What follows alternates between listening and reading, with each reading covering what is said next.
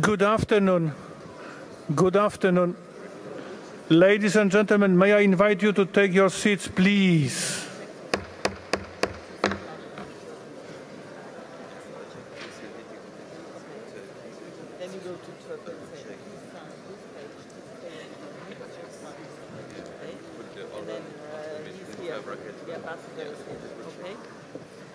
Do we have the list of those? Yes.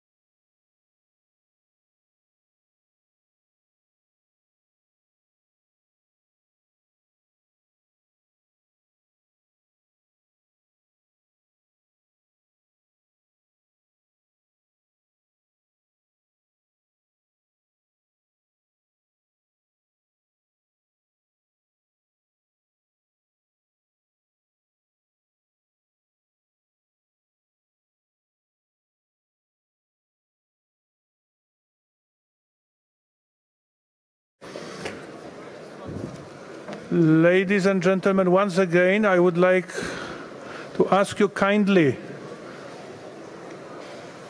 take your seats, please. It's time to start.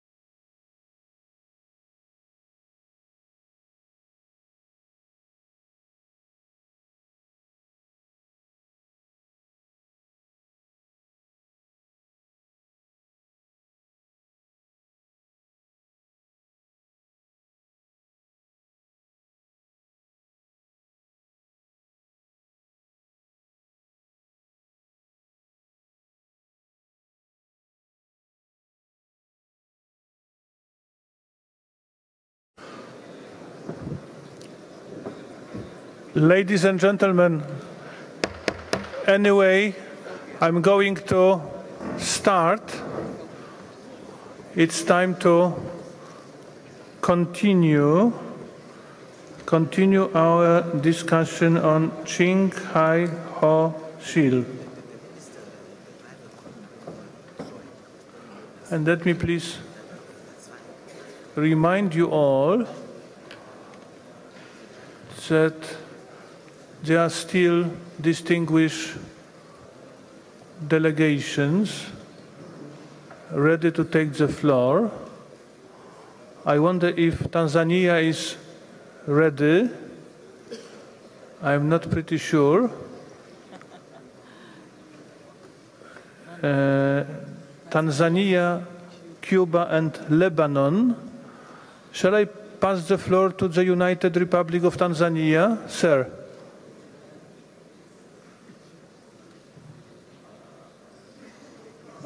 I'm afraid that Cuba is ready for sure. So Gracias, señor presidente. the floor is yours. Queremos apoyar al Estado parte y alentarlo por los esfuerzos en la propuesta y la nominación de este sitio de importancia para la región y felicitarlos y que continúen trabajando de conjunto. Gracias. Gracias. So, Lebanon, Excellency, the floor is yours.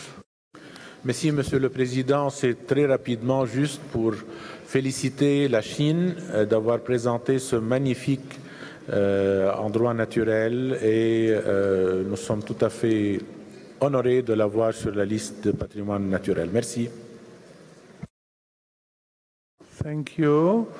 The second trial with the United Republic of Tanzania. Gentleman is not wishing to take the floor. If so, I understand that at the moment we shall go directly to the rapporteur. Thank you, Chair. Zimbabwe, I'm sorry. Excellency, the floor is yours. Thank you, Chairperson. Zimbabwe also supports the draft decision and congratulates the Republic of China for the inscription of this site. Thank you. Thank you. And now definitely, Mr. Juma, how are the amendments? The floor is yours. Thank you, Mr. Chair. We don't have an amendment on this draft decision. Thank you. If so, thank you. I now declare decision 41,8b.4 adopted. Let me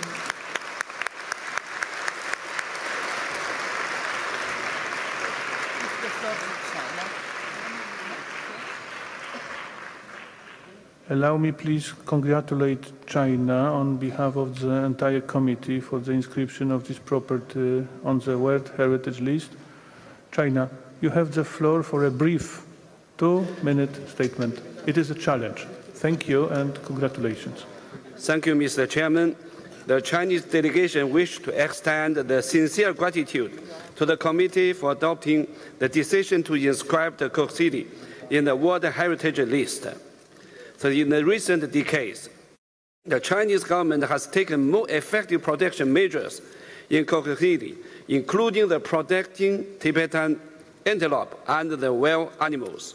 So all the protection activities have been undertaken in collaboration with stakeholders at the community level and in consultation with the international experts organizations. So I want to confirm that the Chinese government has never taken and will not take any further relocation measures at the nominated property of Kokheli. So the nomination dossier submitted in January 2016 and the supplementary report submitted in February 2017 by the Chinese government has fully demonstrated its determination to protect the nominated property and to fully respect the will of the local herders and their traditional culture, religions, beliefs, and lifestyle. So the government will continue to implement the Convention and the operational guidelines, and honor its commitment to and strictly protect the shared natural heritage of humankind. So, Mr. Chairman, with your nice permission, the Deputy Governor of the Qinghai Province has a very few words to say. Dear Chair, dear colleagues, thank you very much. Will you try our best to 可可西里 for 很有们看的 Welcome to 青海，谢谢大家。Thank you. Thank you. Thank you, Governor. 谢谢. Thank you. And now the floor goes to NGO, ready to take the floor. Madam, the floor is yours. You should switch the microphone on. And I have just a technical remark, if I may. Just a second, please. It is a very general request for all the distinguished delegations. There is a special space outside the floor for congratulations and celebrations, if I may, please. And now the floor goes to the lady.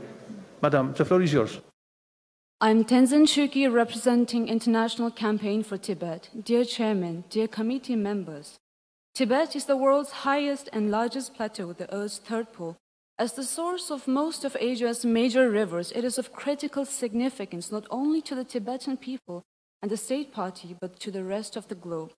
We have heard less acknowledgement in the discussion of the Tibetans themselves, when they should be honored for preserving the natural and cultural heritage of their homeland to a degree that has allowed it to be considered as World Heritage in the first place. This was a serious decision before committee members. They could decide to help to ensure the survival of the nomadic traditions of one of the richest spiritual cultures in the world. China seeks to convince the world that its policies are solely aimed at conservation and protection. But the Chinese government is imposing policies to displace nomadic pastoralists across the plateau. It's a massive social engineering campaign that threatens to eviscerate a sustainable way of life that uniquely is adapted to the harsh landscape of the high plateau. This is despite a scientific consensus in the PRC and beyond that indigenous stewardship and herd mobility are essential to the health of the rangelands and help to mitigate climate change. Hoshil in Qinghai, Achen Gangab in Tibetan, is in the middle of three major nature reserves.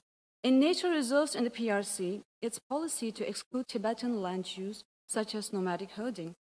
So this inscription raises serious questions for this committee in order to not risk contravening principles enshrined in the convention, including FPIC and UNDRIP. Strong steps must be taken. It is essential to ensure that no forced relocation or exclusion of traditional nomadic pastoralism or any other policies that may result in removal or exclusion of the traditional users of the property will be undertaken or pursued, while observing the convention, its principles, the operational guidelines, or any other applicable international legal standards. Unfettered access must be possible for independent observers and UN human rights mechanisms to ensure meaningful impact assessment. The involvement of Tibetans as stewards is essential to sustaining the wildlife, the long-term health of the ecosystems, and the water resources that China and Asia depend upon. Thank you so much. Thank you.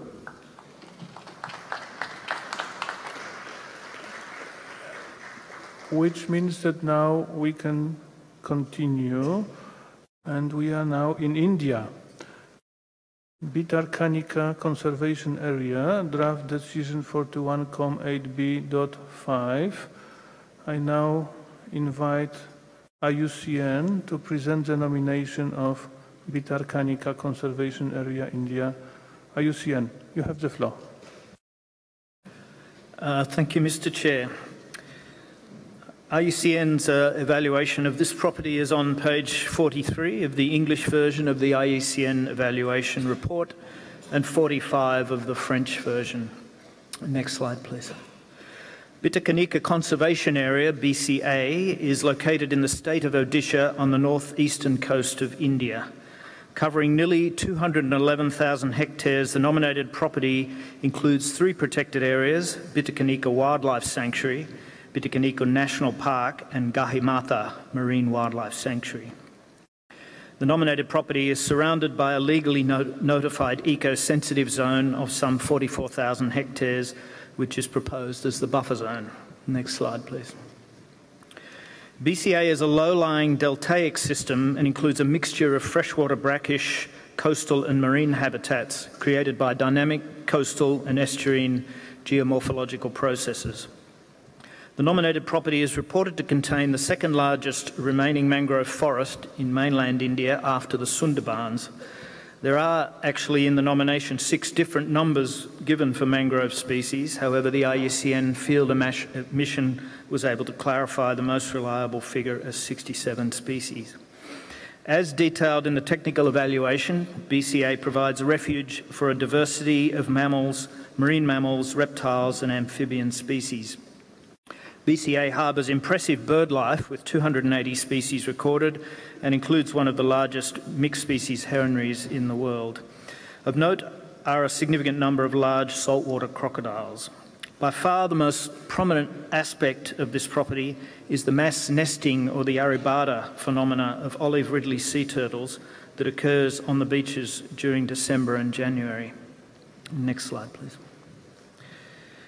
Regrettably, Iucn does not consider the justification for Criterion 7, based on the property's natural beauty, to be convincing. The wide range of coastal, estuarine and marine habitats does not stand out as exceptional compared to similar sites around the world.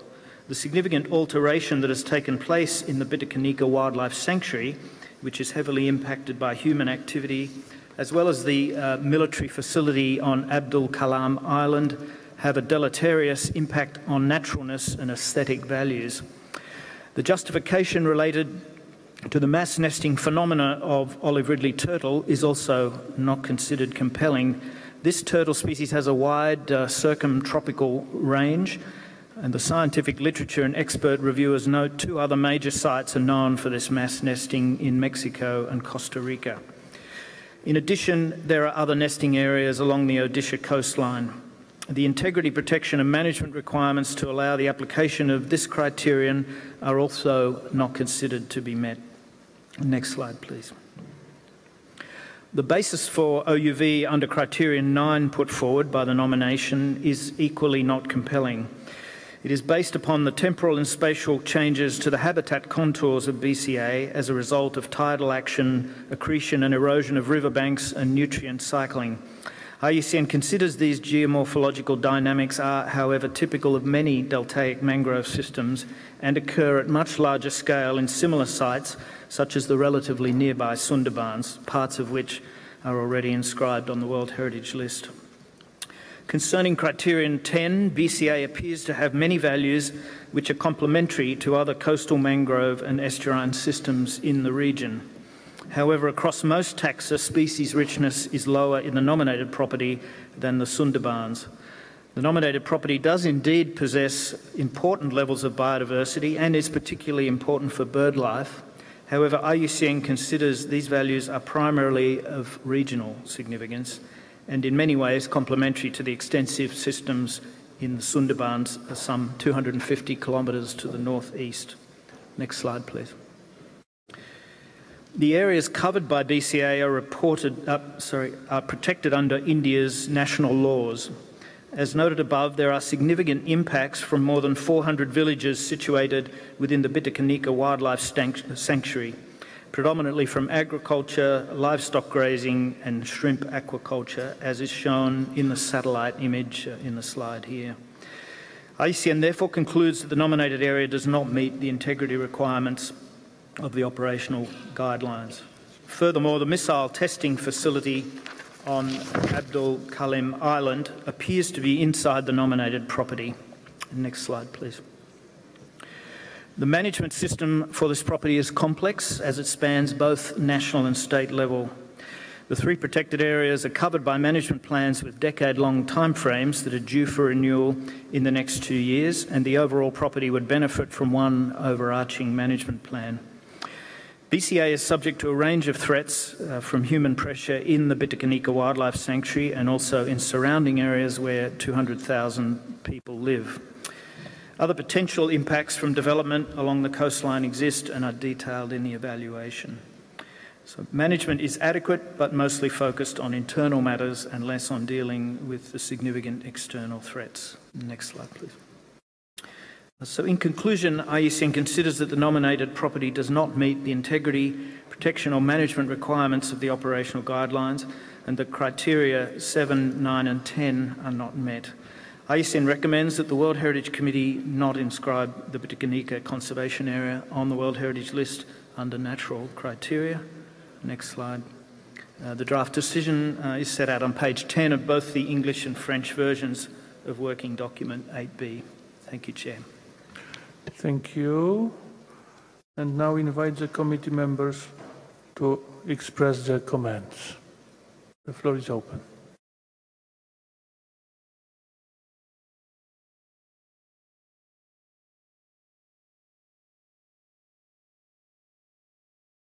I see Finland. Finland has the floor. Thank you, Mr. Chair. Finland appreciates India's efforts to protect this property, including both marine and terrestrial environments. However, OUV has clearly not been demonstrated in the nomination file, and therefore we support the draft decision. Thank you, Mr. Chair. Thank you. Are there any other interventions? I see none, which means that the floor goes to the rapporteur. Mr. Juma, could you kindly inform us about the amendments, if any? Thank you, Chairman. We don't have an amendment for this draft decision. Thank you. Thank you very much indeed. I now declare decision 41.8b.5 adopted. And now Mongolia and Russian Federation together, landscapes of Dauria. Draft decision 41.8b.6. I now invite IUCN to present the transborder nomination of the landscape of Dauria, Mongolia and Russian Federation. The draft decision concerning this nomination can be found in document 8b.8. But before I give the floor to the Secretariat, Mr. Balsamo have the floor. Thank you, Chair. It's just to remind the committee that we received a factual error notification concerning the nomination of the landscapes of Dauria, which is to be found on page 34 of both the English and French version of the document INF 8B4.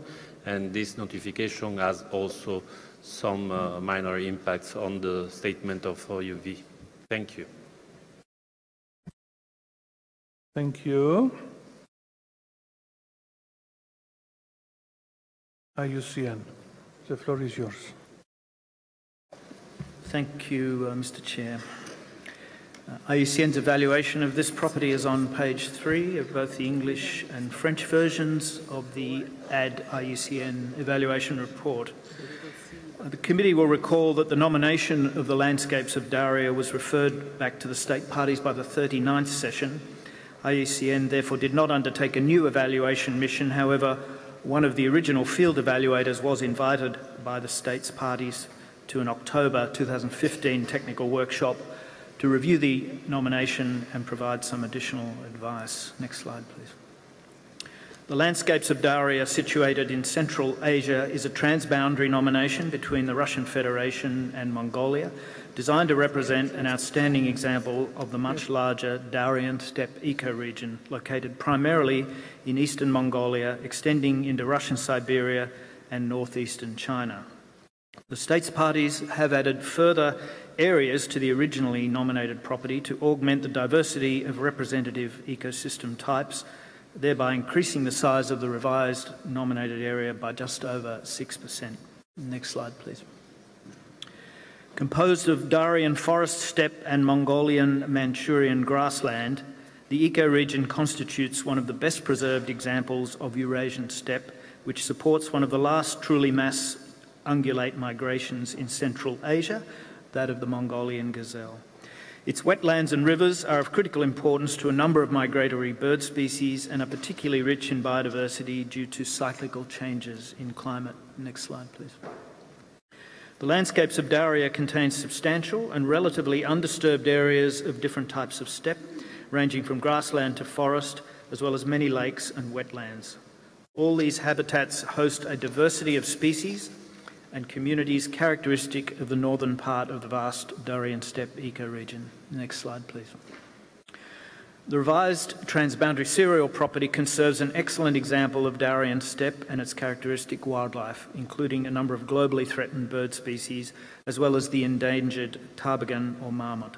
It also provides essential breeding and resting habitat for birds along the East Asian Australasian flyway, with up to 3 million birds in spring and 6 million in autumn, using the area during migration. The property also provides critical summer grounds and autumn migration routes for the emblematic Mongolian gazelle. Next slide, please. Iucn considers that the areas now included in the nominated property have added important areas of forest steppe, which was previously very limited. A pragmatic approach has been taken to selecting the additionally nominated areas. However, Iucn believes there is good potential to progressively expand the serial site to extend the representation of what is a very large ecoregion. Next slide, please. Iucn previously concluded that the respective management plans for different protected areas in both the Russian Federation and Mongolia satisfied the requirements of the operational guidelines. These plans also cover the areas added to the nominated property. Although management capacity remains low, particularly on the Mongolian side, the current threats to the nominated property are also generally low. Iucn has expressed concerns about the potential impact of mining on the nominated property, particularly in Mongolia, where mining is still legally possible in strictly protected areas subject to approval of the Ministry of Environment. Welcome assurances have been received from the Ministry that the property, if inscribed, would be preserved from mining and natural resource exploitation. Iucn, however, retains a degree of concern over the potential impact of mining. It was concerning to be advised that several of the areas being considered for addition to the nominated property were discounted in part due to mining activity and/or impact concerns. Next slide, please. In summary, whilst a number of threats and concerns about management capacity persist, Iucn considers that improvements to the site's configuration have added important values and strengthened the property's integrity. Iucn appreciates the responsiveness and willingness of both states' parties to openly address areas of concern and welcomes the various coordinated management measures which have been reported. Mr. Chair, Iucn would again like to point to this property being a positive example of the value of referral and deferral processes resulting in an improved nomination. Iucn therefore recommends the World Heritage Committee inscribes the landscapes of Daria on the World Heritage List under Natural Criteria 9 and 10. And the draft decision, next slide, is set out on page 1 of both the English and French versions of Working Document 8B Add. Thank you, Mr. Chair. Thank you, and thank you very much for this very clear message, which is good news, but of course I shouldn't suggest anything to the distinguished members of the committee. It's now time to invite the committee members to express their comments. The floor is open. Peru, Excellency, the floor is yours. Muchas gracias, señor presidente. No me voy a explayar en la apreciación técnica respecto del valor universal excepcional que en base a los criterios 9 y 10 reúne este bien seriado. Solamente quisiera felicitar a los Estados partes y a la Iucn por su evaluación y pensar que vamos a aprobar este proyecto de decisión por consenso, ya que la solidez y la contundencia del expediente así creo nos lo aconseja. Gracias. Gracias. Thank you. Turkey.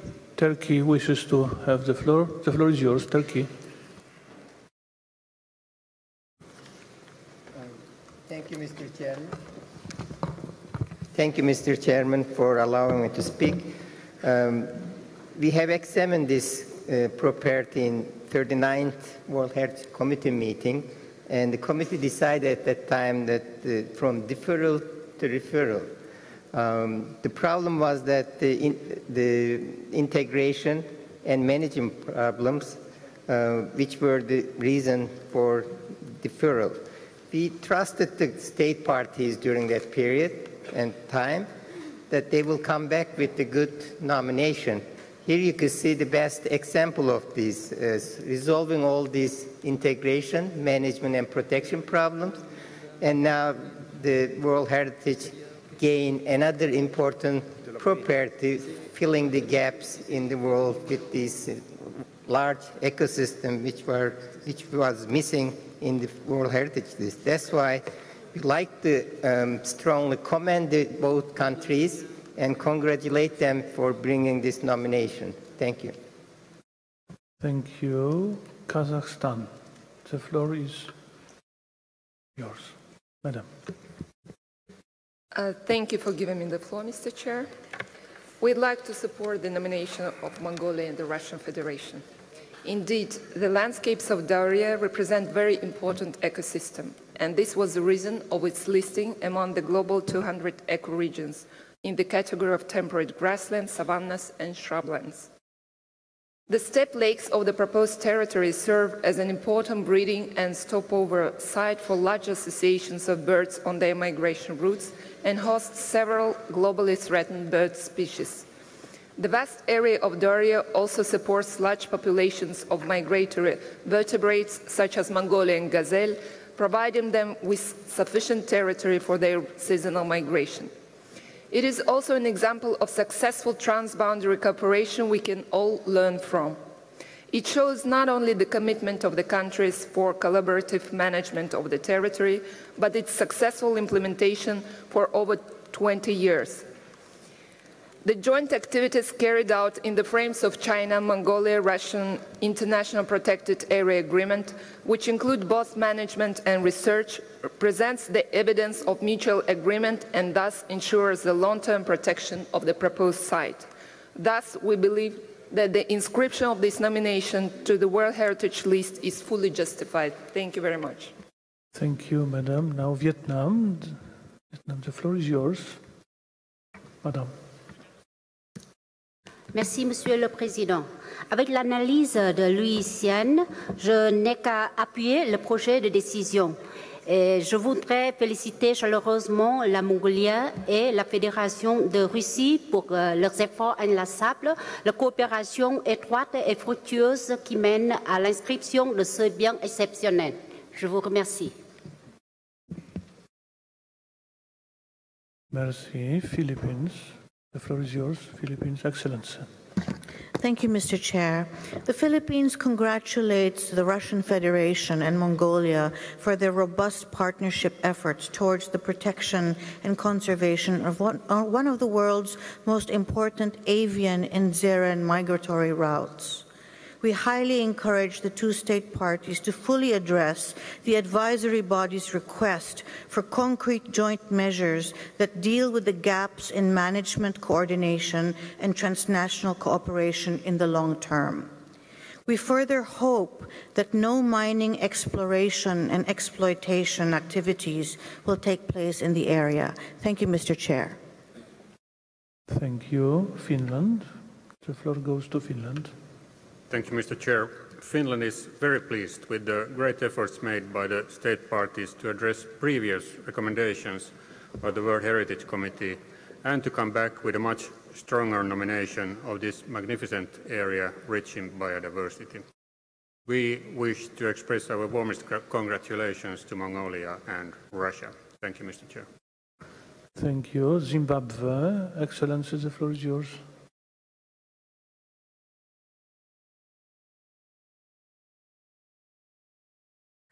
Zimbabwe also congratulates Mongolia and the Russian Federation for the work that they put into this nomination after the referral. We are very impressed by the analysis by the advisory bodies of this structure, and also we appreciate that it is a very important part of the ecosystem in this region. Zimbabwe therefore supports the draft decision for inscription. Thank you. Thank you. Ambassador, Portugal.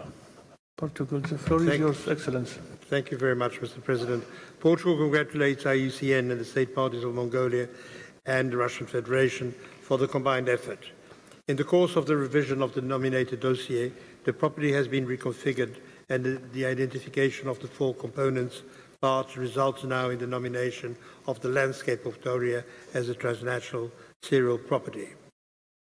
Portugal supports inscription, underlining the importance of the landscapes of Doria as a good example of transboundary ecosystem cooperation encompassing governmental, scientific and non-governmental institutions. Considering that mining, fires, hunting and poaching represent a potential threat to the property, Portugal congratulates the state's parties further for their commitment to set up additional zones of peace and namely to reduce the hunting season in the surrounding areas of the property. I thank you, sir. Thank you, Ambassador. Azerbaijan. Excellency, the floor is yours. Thank you, Mr. Chairman. Azerbaijan joins the previous speakers in commending Mongolia and the Russian Federation for this nomination, and we would like to welcome the efforts of the state parties for the protection of the wider Dorian steppe ecosystem, and also would like to encourage the state parties to develop the coordination for the better management of the nominated property. Thank you. Thank you, Ambassador. Tunisia. Tunisia wishes to have the floor. La Tunisie se joint aux voix déjà exprimées par la plupart des distinguées délégations. Alors, nous avons suivi avec beaucoup d'attention et d'intérêt les conclusions de l'Iucn et nous les en félicitons. La Tunisie remercie et félicite en même temps la Mongolie et la Russie pour les efforts et pour le résultat auquel elles ont abouti, et pour finir, soutient l'inscription de ce fort remarquable bien dans la liste du patrimoine mondial. Merci, Monsieur le Président. Merci. Now, Kuwait. Kuwait has the floor. Excellency. Thank you, Mr. Chair. The delegation of Kuwait congratulates both Iucn and the state parties for this cooperation and their successive nomination of this breathtaking property, which contains key aspects of evolutionary processes of the ecosystems and biological diversity, which resulted in providing key habitats for rare fauna and sanctuary for endangered species. Therefore, we encourage both parties to engage in a continuous cooperation due to the importance of the migration route of the Mongolian gazelle and other rare birds, as we trust the both state parties to resolve the issue associated with the mining exploration activities. Thank you. Thank you. The United Republic of Tanzania, the floor is yours. Thank you, Chairperson. My delegation also fully commends the state parties of Russia and Mongolia for their commitment and patience in preparation of this dossier that was earlier referred. We also concur with the advisory bodies in the way they have critically analyzed the dossier and fully support the draft decision. Thank you, Chairperson. Thank you. Croatia. The floor is yours. Thank you. Croatia would like to congratulate the state parties for its continuous efforts and would also like to support the inscription to the World Heritage List. Thank you. Thank you. Poland, the floor is yours. Thank you, Mr. Chair. We also would like to congratulate state parties for showing us a very good example of international cooperation for the good of nature. And in effect, we will have a nice property which represent the unique habitats of natural habitats. Thank you. Thank you. And Cuba, the floor goes to Cuba. The floor is yours. Muchas gracias, señor presidente. Quisiéramos agradecer a los Estados partes, tanto a Mongolia como a la Federación Rusa, por los resultados alcanzados en este esfuerzo mancomunado de un sitio transfronterizo de importancia para la conservación también. Y solo nos queda alentarlos a seguir trabajando y también agradecerle a Iucn por el esfuerzo y la paciencia y de apoyar a estos estados. Gracias. Gracias. The Republic of Korea. The floor is yours. Thank you, Mr. Chair. The Republic of Korea would like to join all the previous speakers in commending efforts and cooperation made by Russia and Mongolia for quite a long time. We appreciate efforts by the state parties in the process of modifying boundaries and its management plans. We wholeheartedly congratulate on this nomination. Thank you. Thank you. And now, as I can see, the floor is closed. It means that I would like to ask our rapporteur if he have received any amendments on the draft decision proposed. It is just a rhetorical Thank question. you, Mr. Chair. We have not received an amendment on this decision. I'm not surprised. So if so, I would like just to declare decision 41,8b.6 adopted, and let me congratulate Mongolia and the Russian Federation on behalf of the entire committee.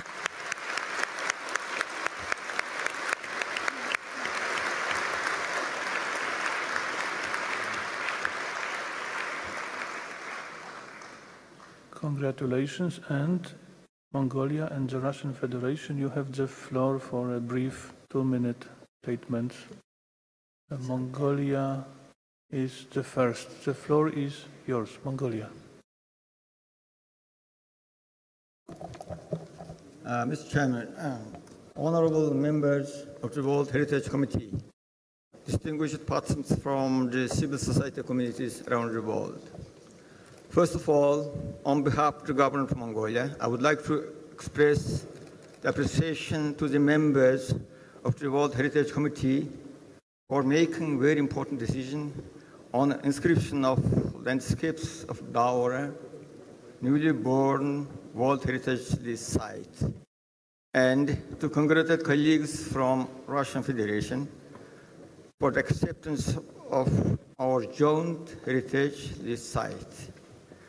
I would like to thank all members of the committee who made a statement in support of the nomination. Taking this opportunity, I wish to express gratefulness to the Federal Republic of Germany and the Iucn for their continued support, and thankful for the cooperation at all stages of development of the nomination. I would like to compliment the continued effort and study jointly conducted with colleagues from Russian Federation. And I would like to congratulate Mr. Alexander Igorovich Kuznetsov, Ambassador and Permanent Delegate of the Russian Federation to the UNESCO. And probably he will reiterate the importance of the landscape of Daura that meets the criteria on outstanding universal value of the World Heritage property. The government of Mongolia is fully committed to implement the policies and conservation management in compliance with the recommendations given by Iucn and by the resolution of this 41st session of the committee.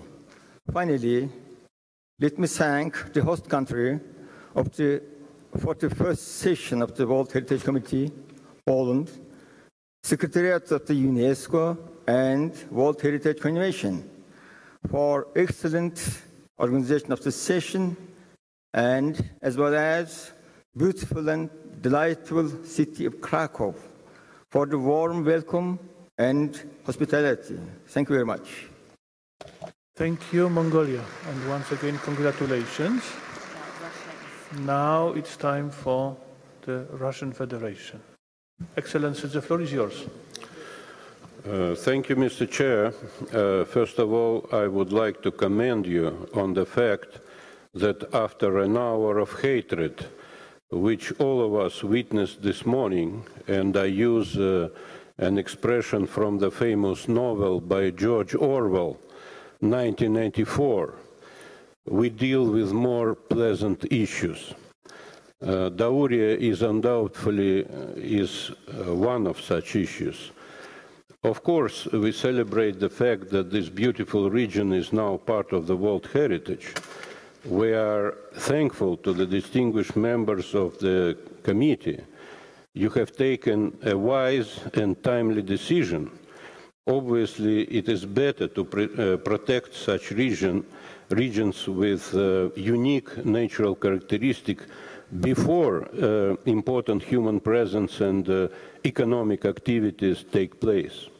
And Dauria is exactly a unique region, not only with charming landscapes, but also with extremely rich animal world.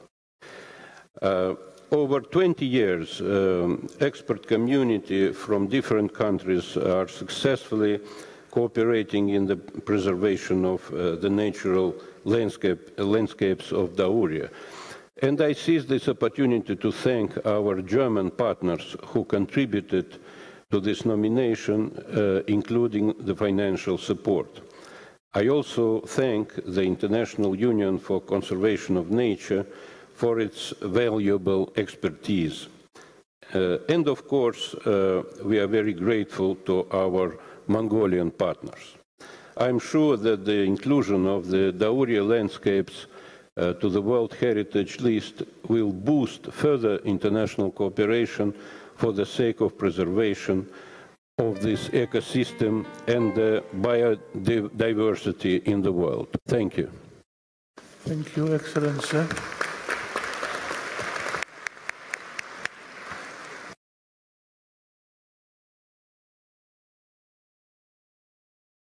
I understand that there is no any other intervention. It means that we can continue, we can go further on, and now we are approaching a very international item, civil and transborder, Albania, Austria, Belgium, Bulgaria, Croatia, Italy, Romania, Slovenia, Spain, Ukraine, Primeval beech forest of the Carpathians and other regions of Europe. Draft decision 41.8b.7. I now invite Iucn to present the nomination of the transborder extension of the primeval beech forest of the Carpathians and ancient beech forest of Germany to become the primeval beech forest of the Carpathians and other regions of Europe by Albania, Austria, Belgium, Bulgaria, Croatia, Italy, Romania, Slovenia, Spain, and Ukraine. But before, I would like to give the floor to the Secretariat. Mr. Balsamo, you have the floor first. The floor is yours.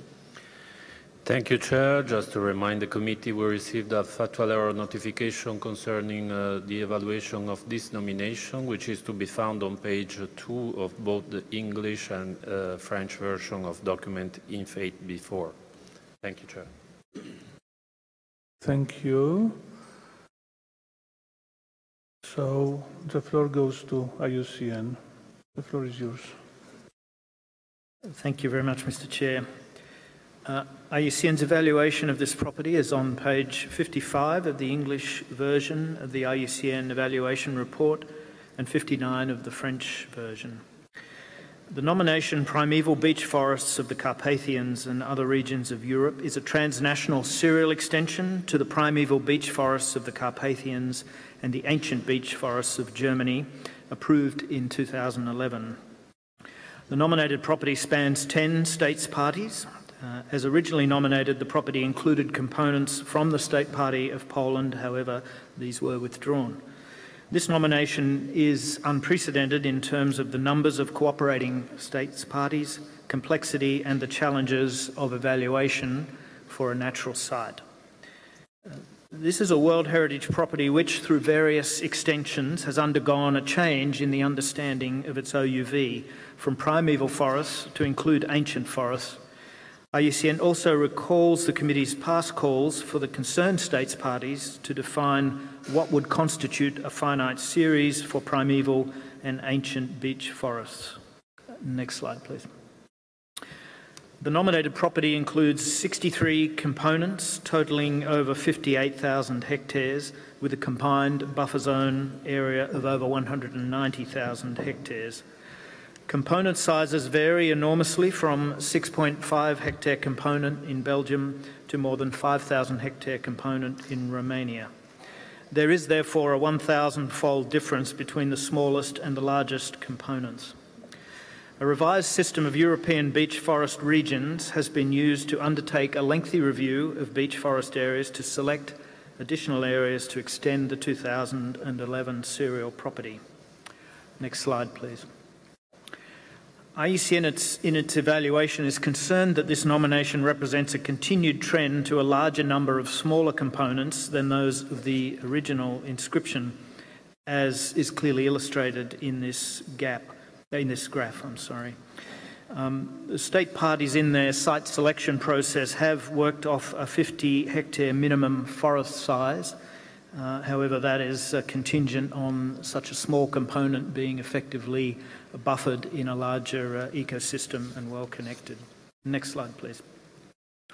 As the nomination proposes, any serial extension to the current site should enhance understanding of how European beech since the end of the last ice age spread rapidly from a few isolated refuges in the Alps, Carpathians, Mediterranean and Pyrenees to Central Europe, the Baltic Sea and to the British Isles, Scandinavia and Poland in a short period of time of a few thousand years, a process which is still ongoing. The beech's highly successful expansion has to do with its flexibility and tolerance to different climatic, geographical and physical conditions. IUCN agrees with this description of the values which any series of components should possess to potentially meet Criterion 9, but is not convinced that the site as configured ensures the ongoing ecological patterns and processes which are essential to support living in complex forests as they develop into the future. Next slide, please. IUCN considers that a much more selective and better configured series with redesigned component part and buffer zone boundaries would be required in order to meet Criterion 9. This would involve some of the nominating and other states parties and would certainly include some of the component parts in the present nomination of greatest nature conservation significance. Next slide, please. I'm not sure how easy this slide is to see. Nevertheless, IUCN notes that very different approaches have been adopted between the contributing states parties to the design of this extension. As can be seen in this slide, I hope, in some cases, small components are surrounded by correspondingly small buffer zones, and in others, the components are enveloped in much larger buffer zones, providing better ecological cushioning. Next slide, please. IUCN notes that the nomination includes many components that are small and some very small, including many components over 1/3 which are under 300 hectares. Whilst there are a number of large and impressive component parts included in the nomination, the small size of many components raises serious doubts as to whether they can truly reflect ongoing post-glacial biological and ecological evolution of terrestrial ecosystems. Next slide, please. IUCN respects that there's been a lengthy and complex site selection process undertaken, whilst concluding that this selection is problematic, believes it is neither appropriate via the present evaluation to select between components nor to try and redesign buffer zones. There are clearly many components as nominated which would add value to the existing inscribed site, but there are some that in IUCN's view do not contribute to OUV. IUCN strongly believes that more analysis is required to ensure that the extension is designed in such a way as to maintain ecological patterns and processes for European beech across a variety of environmental conditions. This requires a configuration where components are ecologically viable, well buffered and connected. Next slide, please. The nomination notes that a legally defined strict protection regime was a prerequisite for site selection. The components are protected by various pieces of national and regional legislation within the different countries, and this legal protection of individual components appears adequate. However, many concerns were expressed regarding how surrounding protected areas, zoning systems, and the proposed World Heritage buffer zones will specifically protect OUV in a consistent way across the components. This represents a critical issue and, in the view of IUCN, amounts to an inadequate overall protection of the nominated property from external threats. Next slide, please. The nomination dossier contends that the component parts represent primeval or ancient beech forests, which by definition should only require limited active management, the main task being to enforce a strict non-intervention strategy. Logging, thinning and the use of heavy machinery is prohibited inside the component parts, as is grazing and any infrastructure construction. IUCN is however concerned that surrounding forest use and management practice, including canopy opening, logging and grazing, may hamper the ability of these forests to develop naturally, especially so given the small size of components and inconsistent approaches to designing buffer zones. There is no overarching management plan or framework yet in place for the transnational cereal property, but plans are noted to expand the integrated management system of the existing trinational site to include other countries should the extension be approved. Resourcing levels, staffing capacity and budgets are variable across the 10 states parties, and IUCN has raised concerns about the lack of any precision in how components will be resourced at national levels and how transnational cooperation will be funded sustainably. And IUCN recalls Decision 41Com7B.4 at this committee relating to the existing trinational property, which chronicles concerns regarding protection, external impacts and management coordination, and is concerned not to amplify similar problems across a larger cereal extension, which is more complex. Next slide, please. In summary, IUCN does not consider that the site as configured ensures the ongoing ecological patterns and processes which are essential to support living and complex forests. Furthermore, the current nomination clearly does not represent a finite series, nor indicate what an eventual finite series would be, despite the previous request of the World Heritage Committee. IUCN considers that a much more selective and better configured series with redesigned component parts and buffer zone boundaries would be required. IUCN therefore recommends that the committee defers the nomination of the primeval beech forests of the Carpathians and other regions of Europe to allow further critical review by concerned states parties, and IUCN is ready to be actively involved in such a review. Next slide, please. The draft decision is set out on page 10 of the English version and page 11 of the French version of Working Document 8B. Thank you very much, Mr. Chair. Thank you, sir. Thank you, IUCN. And now I invite the committee members to express their comments. Turkey is the first. Excellency, the floor is yours. Thank you. Thank you, Mr. Chairman. I think this extension dossier, first and foremost, aims at the protection and recognition of the outstanding universal value of a continent-wide ecosystem, and precisely this seems to us the essential point. At the last committee meeting in Istanbul, cooperation was proposed as one of the main strategies to promote and protect World Heritage. And this dossier gives an example, an outstanding one at that, for jointly safeguarding the heritage. The 2011 decision of this committee on inscription of the primeval beech forests of the Carpathians and ancient beech forests of Germany encouraged to cooperate towards an extended nomination that fully represents the post-glacial expansion of European beech. We noticed the efforts taken by 10 state parties that made a clear proposal in line with the outstanding universal value of the previous extension, and taking into account all beech forests in Europe, the ecological value, hence, of all sites is convincingly explained in the dossier. The extension covers more than 80% of relevant forests. It is based on the comprehensive expertise of almost 300 scientists and experts from all over. We did listen to Iucn's valuable comments, and that's why the state parties have been in constant dialogue with Iucn to address the issues raised. To be coherent with the current property name, we propose to inscribe the series as ancient and primeval beech forests of the Carpathians and other regions of Europe.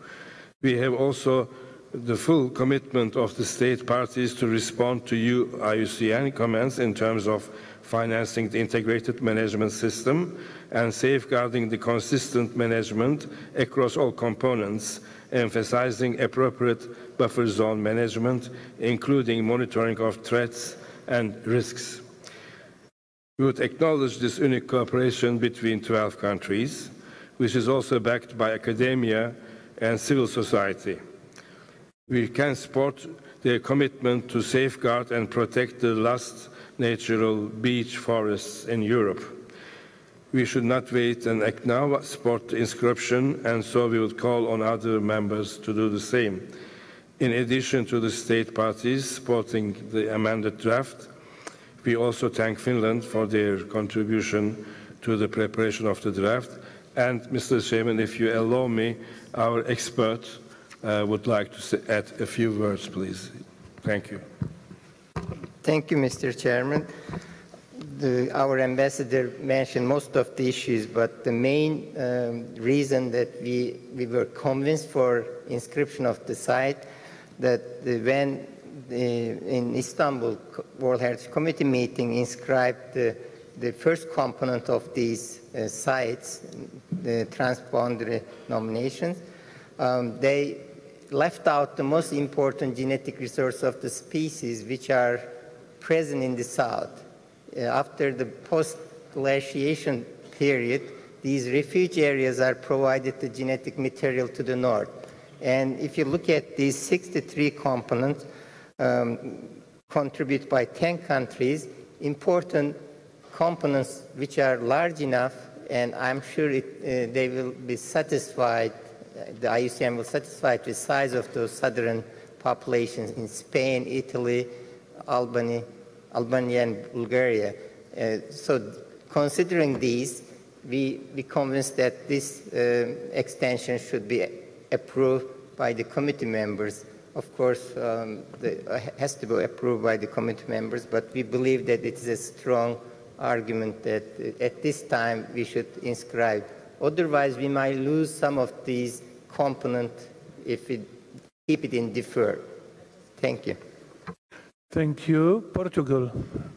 Excellency, the floor is yours. Thank you, Mr. President. The primeval beech forests of the Carpathians and other regions of Europe nomination is a complex transnational serious property, as we have heard. The extension proposed covers the most important remnants of European ancient or primeval forests. Beech is the most significant tree in the temperate broadleaf forest biome and represents an outstanding example of pre-colonization and the development of terrestrial ecosystems and communities since the last ice age. We applaud the state parties for establishing an exceptional Europe-wide network of best preserved beech forests adapted to different ecological conditions and being repositories of unique biodiversity. Each forest has a unique ecological history. We acknowledge this unique cooperation between 12 countries, which is also supported by academia and civil society, that reflects their commitment to safeguard and protect the last well-conserved beech forests in Europe. This transnational series will become a model for transnational management of natural heritage worldwide. Hereby, the coverage of ancient and primeval beech forests increases from 30 to 80%.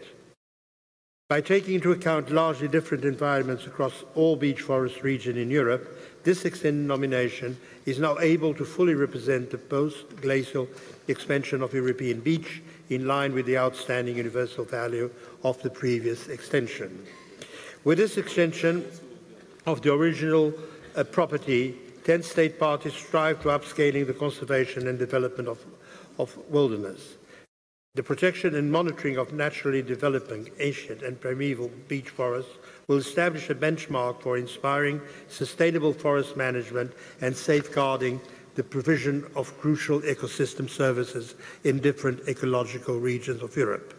Indeed, planning and management of the primeval beech forest requires an effective implementation based on multilateral agreements with various levels of stakeholders, as well as embrace the complexity of ecosystems present in the various components. Cooperative management agreements with local groups and other stakeholders are essential to the achievement of management goals and to ensure local community engagement in the component parts.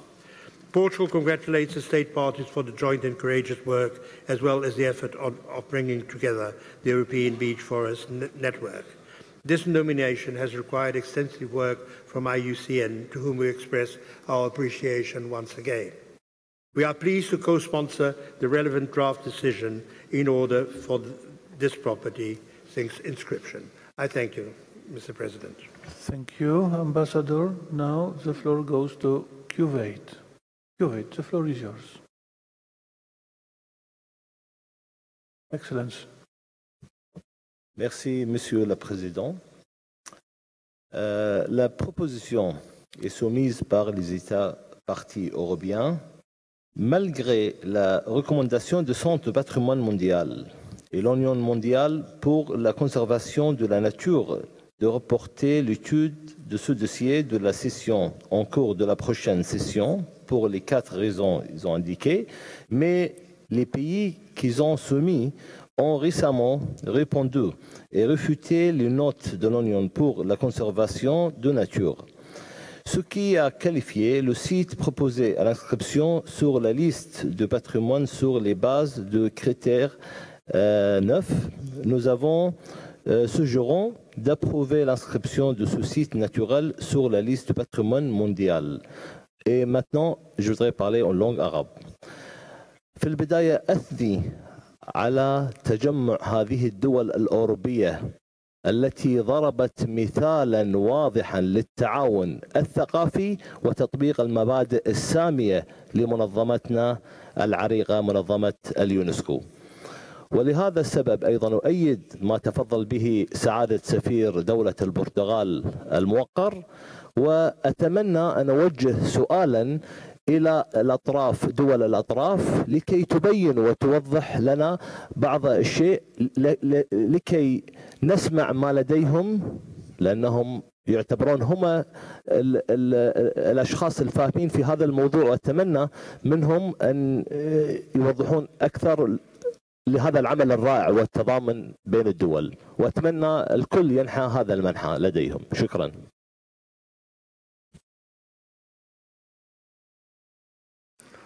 Merci. Tunisia. The floor goes to Tunisia. Merci, Monsieur le Président.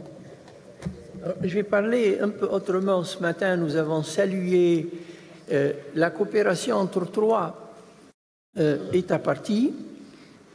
Je nomme le Bénin, le Burkina Faso et le Niger pour la coopération qui a abouti à une heureuse conclusion du dossier. Tout à l'heure, nous avons également applaudi la coopération entre 2 États, la Mongolie et la Fédération de la Russie. Je voudrais donc, pour le cas présent, souligner le fait que ce bien et son extension représentent un cas, à mon avis, d'école, à mon humble avis d'école, en ce sens qu'il réunit autour d'un même bien héritage une douzaine d'États parties, ce qui est en soi une performance et devait devenir un exemple pilote. Des biens en série, transnationaux et en l'espèce continentaux, c'est un exemple, à mon avis, qui doit être soutenu au moins pour le principe, sans doute, et à étendre sur d'autres types de biens, sur d'autres biens en série de par le monde, dans d'autres contextes. Donc la Tunisie soutient l'inscription de cette extension, quitte à ce qu'on nous donne ensuite des compléments d'informations, de précision d'ici de là. Merci, Monsieur le Président. Merci. Poland. Now the floor goes to Poland. Thank you, Mr. Chair. We would like to support amendments presented by Turkey and would like to congratulate the state parties, such a number, 10 parties cooperating together, this is a great achievement, for effective cooperation. Among presented arguments for inscription, you would like to underline that inscription will considerably help to improve the management of the sites already in place. Thank you. Thank you. Vietnam. The floor goes to Vietnam. Mr. Chairperson, first of all, we wish to commend the effort of cooperation and the conservation commitment of all the 10 countries in the unique, large, and comprehensive ever proposed property. The outstanding universal value of the European beech forest has already been recognized by the World Heritage Committee at the moment of the inscription of the German nomination in 2011. The new series, with components in 10 countries, will provide a much more complete picture of the continental character, diversity, and unique biogeographical characteristics of beech forest. Also, the inscription will have to considerably upscale the management of the site already in place. So therefore, we support the inscription. I thank you, Mr. Chairperson. Thank you. Finland. The floor goes to Finland. The floor is yours. Thank you, Mr. Chair. The ancient and primeval beech forests are under tremendous pressure in Europe. Thus, the last remnants of the most natural and undisturbed beech forests within the different beech forest regions are of utmost importance for biodiversity. Finland has high respect for the state parties and the advisory body for their hard work to put the nomination together and to evaluate the content of the nomination. More time to discuss the founding and design of the nomination would have been desirable in order to further strengthen the nomination where possible and especially to achieve a better common understanding of the concept of outstanding universal value. Finland has carefully read the material regarding the nomination, including the much appreciated questions and views raised by the advisory body. Our conclusion is that the nomination was prepared in an open process with a large number of experts and authorities involved, screening all known ancient and primeval beech forests in Europe. By using the criteria for OUV, the most valuable sites were selected to the so-called Vienna Shortlist, a finite series of the most representative beech forests in Europe. The whole Vienna shortlist has, however, not been able to include in the nomination. The advisory body has also raised concerns regarding the size of some of the components as well as the functionality of the buffer zones. Finland gives credit to these observations and feels they should be reflected in the draft amended decision in a proper way. By that, Mr. Chair, Finland can also support an inscription of this serial extension. Finally, Mr. Chair, we want to thank the state parties and committee members for fruitful and constructive discussions on this matter. Thank you. Thank you. The floor goes to Kazakhstan. Madam, the floor is yours. Thank you for giving me the opportunity to speak on this topic, Mr. Chair. First of all, I would like to note that this nomination was a long-term and thoroughly thought-through solution to inscribing the temperate forests with focus on one of their most important elements, the beech, for which the processes that have started after the last ice age are still ongoing. It is the third time the nomination is revisited by the countries concerned, and we believe that the newly nominated component parts will add to the outstanding universal value stipulated by the decision 35,8b.13 for the already inscribed property, making it more substantial and presenting the full picture of the European post-glacial development processes of the beech forests. The new component parts will showcase this characteristic species of temperate forests in a wide variety of environmental conditions. As required by the operational guidelines, the long-term protection is provided by the protected areas concerned, which include biosphere reserves and national parks in the limits of national legislation.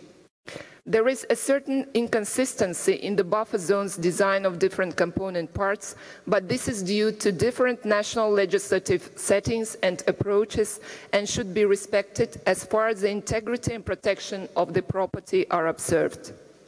The primeval beech forests is a very complex nomination and requires a lot of effort and commitment from the participating member states in joint management of this property.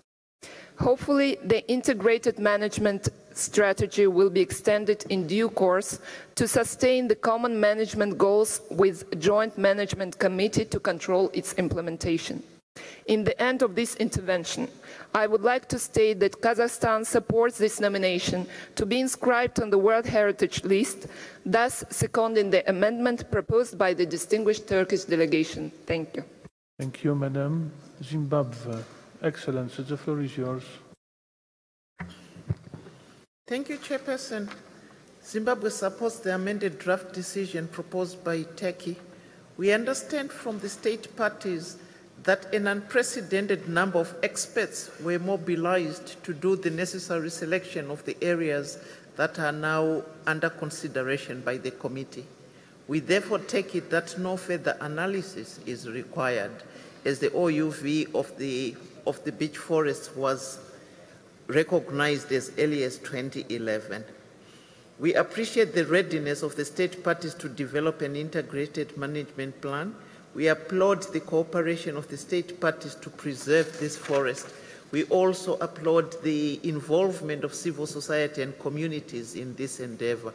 We recommend that the state parties continue to work with Iucn in order to address and resolve any other outstanding issues. Thank you, Chairperson. Thank you, Ambassador. Jamaica. Jamaica has the floor. Madam. Thank you, Mr. Chair. Jamaica commends the state's parties for the significant nomination on the Criterion 9. Iucn recommends the deferral of the nomination, taking note of the potential for parts of the nominated property to meet Criterion 9. The advisory body has also indicated that further analysis is needed to ensure adequate site selection, that the nomination is well buffered and protected, and that there is a clear demonstration of the OUV. The state's parties have reviewed the nomination and presented an amended nomination moving for the inscription of the site. Jamaica sees tremendous value in the proposed amendment, but would wish to hear from the advisory body regarding this proposed amendment. Thank you, Mr. Chair. Thank you, Madam. Cuba. The floor goes to Cuba. Madam. Gracias, señor presidente. Cuba felicita a los dos estados partes por lograr la conformación de esta serie teniendo en cuenta el valor universal del bien y por ser un ecosistema de gran relevancia para Europa y para el resto del mundo, con un sistema de protección demostrado en todos los documentos expresados y también con el involucramiento de la sociedad civil y científica para apoyar esta candidatura. Por esta razón, la delegación cubana apoya el proyecto de enmienda presentado por Turquía. Gracias. Gracias. Philippines. The floor goes to Philippines. Excellency. Thank you, Mr. Chair. We acknowledge the efforts of the 10 European countries for their exceptional collaboration on the nomination of a complex transnational serial property involving such a large number of state parties. This nomination is a good example of how identification and protection of shared world heritage can be a positive force for cooperation. The primeval beech forests of the Carpathians and other regions of Europe, composed of 77 components, are undisturbed, complex, temperate forests exhibiting the most complete and comprehensive ecological patterns and processes of pure and mixed stands of European beech across a variety of environmental conditions. Like others, we believe that the beech forests satisfy Criterion 9 for outstanding universal value, as its initial component was inscribed by the committee in 2011, and these new extensions are important to safeguard the last primeval beech forests in Europe as a whole. Hence, we welcome the amendments submitted for the draft decision. Inscription of the property shall no doubt further strengthen the protection of this valuable natural heritage, and we note the solemn commitment of the states parties concerned to continue their extensive cooperation and fulfill all requirements for effective management and conservation. Thank you, Mr. Chair. Thank you, Ambassador. Azerbaijan. The floor goes to Azerbaijan. Sir. Thank you, Mr. Chair. Azerbaijan welcomes efforts of member states which prepared this nomination. It is a good example of the cooperation. Also, this is a real unique natural habitat about the beech forest and ecosystem with a large scale of biodiversity indicators, which are highly important to protect and conserve. The nominated beech forests of Carpathians and other regions of Europe included 16 transboundary natural or mixed sites of the World Heritage List, and will include more than 3 countries' efforts on protection and conservation. According to this, Azerbaijan welcomes this nomination, and we would like to join the other colleagues about the inscription of this site to the World Heritage List. Thank you, Mr. Chair. Peru. Excellency, the floor is yours. Thank you. Muchas gracias, señor presidente. Hasta el momento, todas las delegaciones que han intervenido se han mostrado favorables a la inscripción del bien. Evidentemente, los hayedos primigenios y antiguos de los Cárpatos, en términos de la estructura del expediente que han presentado los 10 países que impulsan esta nominación seriada, ha tenido, creo yo, 3 virtudes. En primer lugar, una apreciación basada en la investigación técnica y científica que permite sustentar adecuadamente el criterio 9 para demostrar el valor universal excepcional del bien. En segundo lugar, un enorme esfuerzo por articular de una forma coherente bosques que, como ha dicho la Iucn, tienen diversas dimensiones, con zonas de amortiguamiento que pueden ser irregulares y que pueden mostrar diferenciaciones en la gestión. Pero estos elementos que señala la Iucn pueden y deben perfeccionarse una vez que el bien haya sido inscrito en la lista. Yo quiero recordar que en su intervención la Iucn, a quien felicito por su trabajo realizado, expresó claramente que no cuestionaba la aplicación del artículo 9 para demostrar el valor universal excepcional y que más bien sus dudas estaban por la no continuidad de los patrones complejos de los bosques.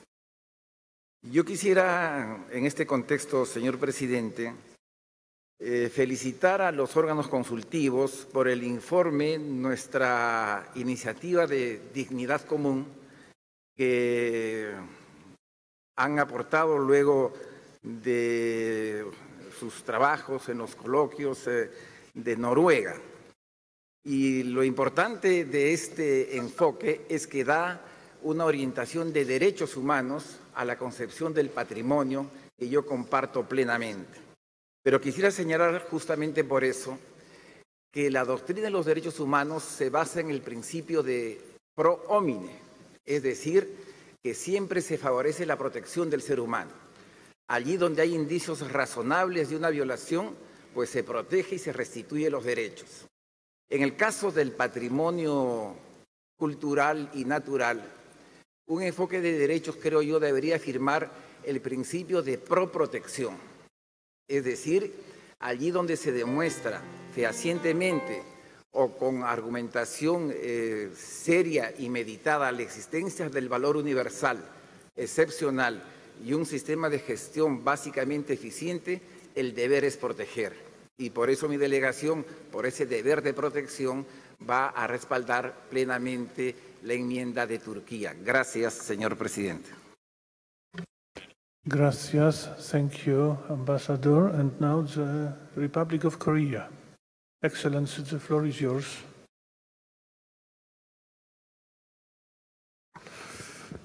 Thank you, Mr. Chairman.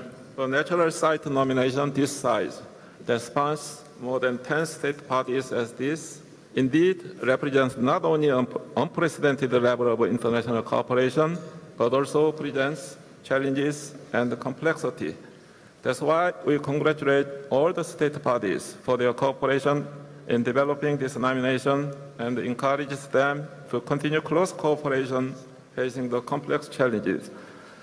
We are happy to support the inscription of this property as proposed to the committee in the amendment to draft the decision.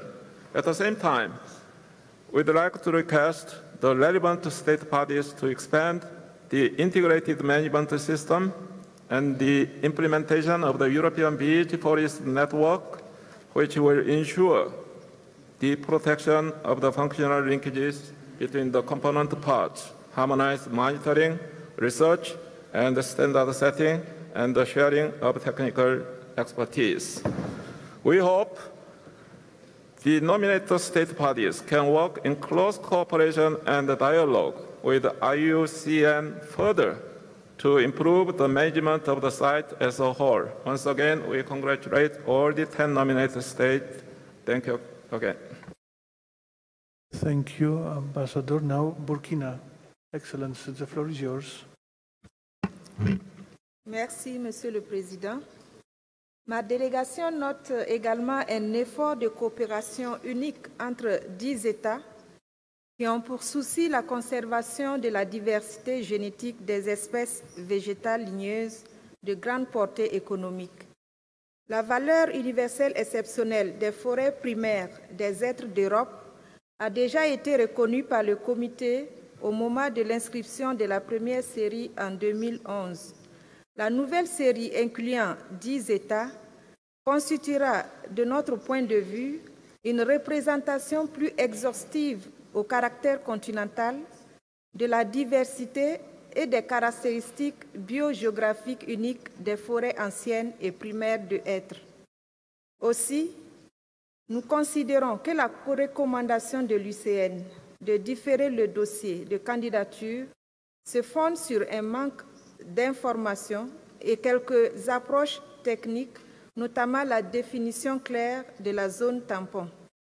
Ma délégation pense que l'inscription du bien favorisera certainement une coopération plus étroite entre les États parties et aidera considérablement à améliorer la gestion des sites déjà inscrits.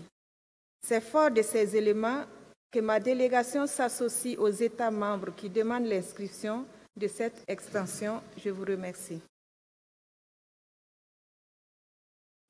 Merci. Thank you, Ambassador. And now the floor goes to the United Republic of Tanzania. Tanzania, the floor is yours. Thank you, Chairperson. Tanzania has treated this nomination with keen interest due to its gravity and complexity. We commend the impressive work of analysis by the advisory bodies, noting the expansive spatial coverage of the property that had to be attended with great effort, patience, and skills. We also praise the keenness and involvement of the 10 states parties that have come together in ensuring the preparation of the dossier with a valuable scientific input and cooperation. On a technical ground, Chairperson, my delegation is satisfied that the OUVs of this property are justified under Criterion 9, despite some remaining issues as raised by the advisory bodies, the scale of which we believe do not warrant the outright deferral of the property at this juncture. Our overall impression is that given the sheer size of the nomination area and its ecological complexity, both in spatial and administrative grounds, the overall benefits for inscribing this site far outweighs its rejection. The inscription of the property, together with the measures to strengthen its management and integrity, will be a welcome approach at this juncture. Chairperson, we support the inscription of this site as provided for in the amended decision. Thank you. Thank you. Thank you very much indeed. It is the end of our discussion, which means that the floor goes now to the Iucn first. If you could kindly answer the questions and comment, and after that we go immediately to the rapporteur. Thank you, Chair. There was just one question from Jamaica, I think, which requested our comments on the amended decision, which we've got here on the podium, and although it's not been projected, I think in essence proposes inscription, proposes a change of name to the property as compared to the way it was proposed in the dossier, and then raises a number of points that should be regulated after inscription. And I suppose in essence the change in name confirms our sense that the definition of outstanding universal value is not fully grounded, and of course the idea that we inscribe first and address issues later is not the principle on which the operational guidelines is set up. I took good note of the comment from Tunisia that drew the parallel between two inscriptions that we've celebrated already today, one being the tri-state collaboration with the WAP complex, and of course that is a dossier that was previously deferred, and the three states parties came back with a successful resolved situation, and the second being the landscapes of Dauria with Russia and Mongolia, with a site that was previously referred, and the states took the opportunity to come back with a nomination that fully met the requirements of the convention. So I would respectfully suggest to the committee that it could be appropriate to have a consistent approach when states parties present something which has undoubtedly got significant merit, which undoubtedly conveys an exceptional commitment to a good project, but is not fully yet meeting the standards of the convention. This might be even more important in this instance because it is an extension, and the site that is currently included on the list had a state of conservation decision adopted already by the committee this year, 41Com 7B.4, where there are some issues already in the currently inscribed site, and also noting that we held the host country to the highest standards that I think the convention expects in relation to the very difficult discussion we had on Bielaveja forest. And it might be appropriate that the decisions on inscription might hold to a similar standard. I think it is a little challenging in the decision to hear, and my dear friend Zeki, the expert from Turkey, noted the risk of a loss of sites if the site was deferred or referred. But that's clearly a statement that poses the question about the degree to which the national protection that would be needed to underpin an inscription in the interests of all of the parties is really in place. I think the last comment on the proposed amendment is there's a reference in it to the Vienna Shortlist, which was mentioned, which implies future inscriptions for states parties that are not currently part of the nomination, and I am not sure, the Centre might need to confirm whether that in fact is even part of the documentation in the nomination, but there is a question about what that list would mean, and certainly we can't offer you any sense of an evaluation of what that would imply in terms of the finite series, where that would be, on what territories. I guess in summary, Mr. Chair, let me firstly reiterate how much good Iucn sees in this programme to protect European beech forests. Speaking personally, it even involves one person who I could regard as one of my oldest friends and mentors in the world of nature conservation. But, Mr. Chair, there's an English saying, buy in haste, repent at leisure, and we do not think that hasty inscriptions serve the interests of the Convention, nor the committee, and nor, in the long run, the nominating states parties. Dialogue is what we've been seeking to engage in, and in this instance, the complexity of the nomination has escaped the possibilities to resolve the remaining issues in the 2-month period that we have for dialogue. So, Mr. Chair, I understand the mood of the committee. You will understand from my intervention our preference to have a strong and encouraging position from the committee that might allow us to complete the dialogue necessary to reach in consensus a proposal that we could all feel completely comfortable with. We will work with whatever decision the committee takes, Mr. Chair, but without getting into the detail, that would be my summary of the conclusions we would reach on the amended decision as proposed. Thank you, Mr. Chair. Thank you. So now definitely I would like to go to our rapporteur. If you could kindly inform us about amendments on the draft decision proposed. The floor is yours.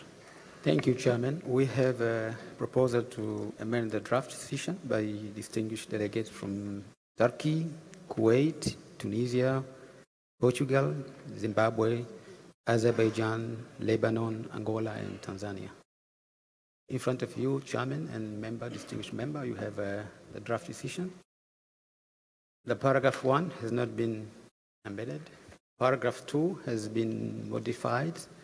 Now the new paragraph starts with approves the extension of primeval beech forest of Carpathian and ancient beech forests of German, Slovakia, Ukraine, and German to become ancient and primeval beech forests of Carpathian and other regions of Europe, Albania, Austria, Belgium, Bulgaria, Croatia, Italy, German, Romania, Slovenia, Slovakia, Spain, and Ukraine on the World Heritage List on the basis of Criteria 9. Other part of the paragraph 2 has been deleted. A, B, C, D. We have new paragraph 3, which has been added, which takes note of the following provision statement of standing universal value. Allow me, Mr. Chairman, not to read this brief statement. And let's go to paragraph 4. We have paragraph 4, which has been inserted, new paragraph 4, which read, accept the outcome of the screening process as a proposal for the finite series in this nomination process based on the strictly scientific selection, the defined statement of standing universal value, and the amended property names being coherent with the current inscribed property will ensure that the possibility of future extension will be clearly and consistently figured. The original paragraph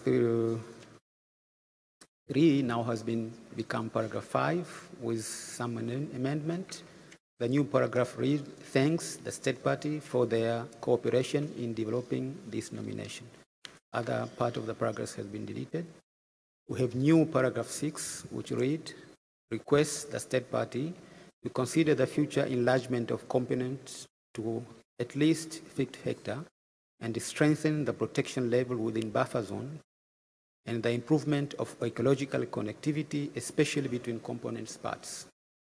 The paragraph 7 reads, also requests the state parties to ensure that committed funding arrangements are able to safeguard consistent site management at the component level, as well as coordinate management across the transnational serious property.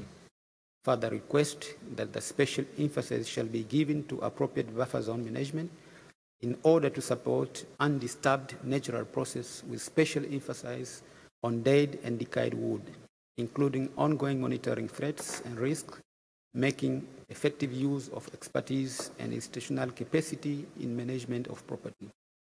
Paragraph 8 reads, request furthermore the state party to submit to the World Heritage Center by 1st December 2018 a report on the implementation of the above mentioned request for the examination by the World Heritage Committee at its 43rd session in 2018. This is a proposal, Mr. Chairman, but I wanted to propose also two things. For the consistency, I propose that we divide paragraph 7. So we have the first part which read request, in the paragraph 8 further request. I think this is a consistent and the best practice of this committee. And then the last paragraph, now we have a paragraph 9. I also propose to change the word request and to use the word recommendations, because this is what has been used in this committee decision. So this is a proposed draft decision, Mr. Chairman. Thank you. Thank you. A number of amendments, but anyway, we shall now go, starting with the very beginning, which is the easiest part of this very document. Adopted. No, it is just point number 1. Sorry if anyone has been just wake up. I'm very sorry for that. I shall apologize. But anyway, para 2.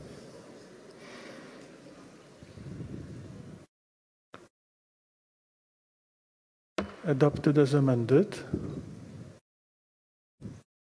Para 3, it is the longest para I have ever seen in my long life. But anyway, step by step, to be solemn. If you could roll it up.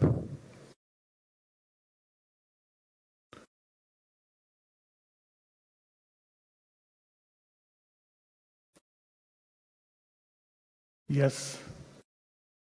Stop. Adopted as amended.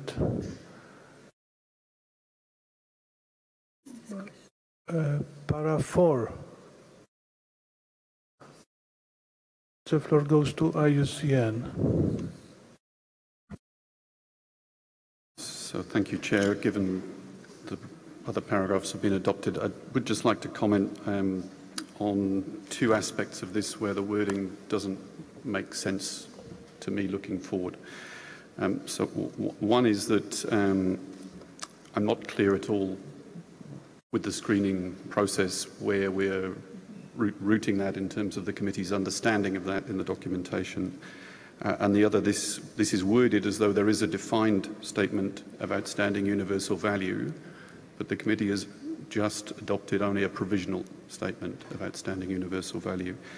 So, Mr. Chair, although it's in the hands of the committee, I think it would be a safer wording rather than accept the outcome, to take note of the outcome of the screening process. And then I think it would be a better wording to have something along the sense of the defined statement of outstanding universal value and the amended property name should be coherent with the currently inscribed property and ensure that possible future extensions could be clearly and consistently configured. In that way, it avoids being both an illogical statement, but also one where we might not be, we might wish to better clarify with the states parties concerned and other states parties that may wish to eventually join this nomination, how this screening process would move forward. Thank you, Mr. Chair. These are for the committee's consideration. Yes, definitely. It is committee's consideration. You have a big advantage. Your mother tongue is, I understand, the language of Shakespeare, so you are much better prepared. But anyway, Excellency, the Ambassador of Portugal wishes to get the floor. The floor is yours. I thank IUCN because we are going to propose something very similar. So we support the alteration. Thank you. And one of these days we'll have a discussion about forests as a whole. It should be a provisional statement of OUV. Thank you. Anyway. Yes. Is it okay? Yeah. With your permission, Chair. So the proposal, if the word defined is retained, because the defined statement of OUV is what we now need to create, is that the sense would be that the defined statement of OUV to be created should be coherent. So I think in this instance it shouldn't be converted to provisional, which is what we will have now, but it should refer to the definition of a better version of the statement of OUV that will need to follow this committee meeting. So if I see an intervention from the side of the committee, para 4 is adopted as amended. Para 5 adopted as amended. Para 6, could you kindly roll up? Portugal, the floor is yours. Sorry. Could we shall go go back where we were? 4. 4? I think it should be takes note of the outcome.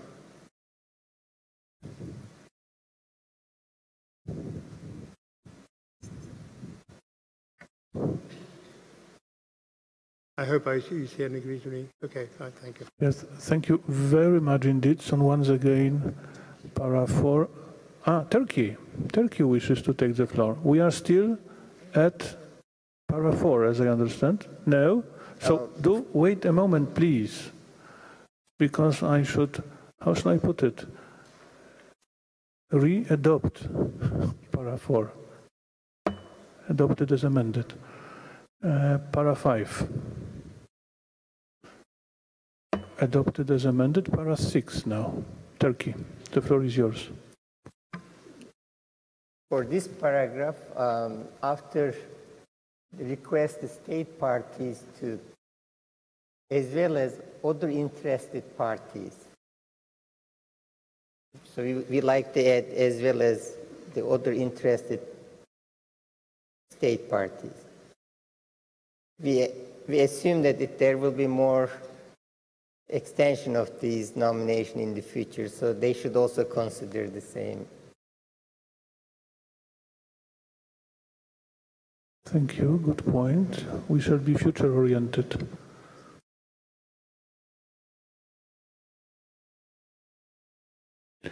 Is that accepted? IUCN. Chair, so forgive me again. I think this paragraph, as it's been drafted, pertains to the problem we have in the existing just adopted series. That we have a number of small components where one would wish to see them expanded. IUCN's expressed its views on this minimal approach of 50 hectares, so I would suggest that it shouldn't apply to the future, but to the current. And we would hope, if there are future extensions, they would seek a higher standard of component size than 50 hectares wherever that would be possible. So it would be a shame to encourage a reduction rather than encourage an increase in terms of the scale of beech forest protection, which would be, I think, the risk of adopting my dear friend Zeki's proposal.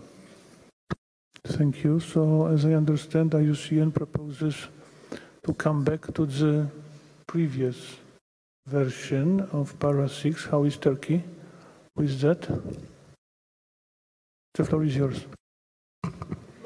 The reason that we put the 50 hectares minimum size, because there are small sizes coming up, but we could add there consulting with the IUCN and World Heritage Center, adding, instead of maybe 50 hectares, it will be solving the problem.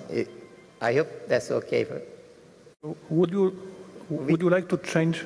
Yeah, we could say something? future enlargement of components with the consultation of IUCN and World Heritage Center. The future.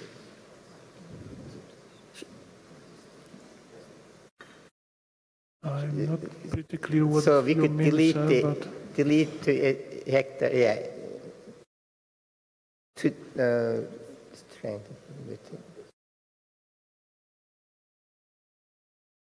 Should be determined, I think. Thank you. Now the floor goes to Portugal. Excellency, the floor is yours. I seek your help. Thank you very much, Mr. President. Sorry to come back to this, but this leaves me slightly uneasy. But can we go back to paragraph 4? I'm not going to touch it, but paragraph 4 is intact. Is under special protection at the moment, so do not touch it, please. Just read carefully. Take the second bout de phrase, where it says the definement statement of outstanding universal value and the amended property name should be coherent with the current described property and will ensure the possible future extension will be clearly and consistently configured. Does this not cover the concerns of the Turkish delegation? Thank you, Mr. President. Yes, thank you.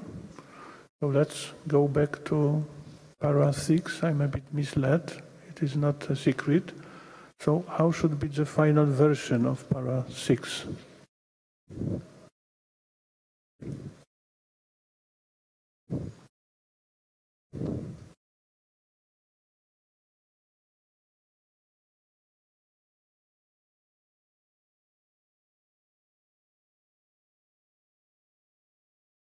Iucn. Sorry, Mr. Chair, these are matters where it's difficult to improvise, but I wonder whether the sense of the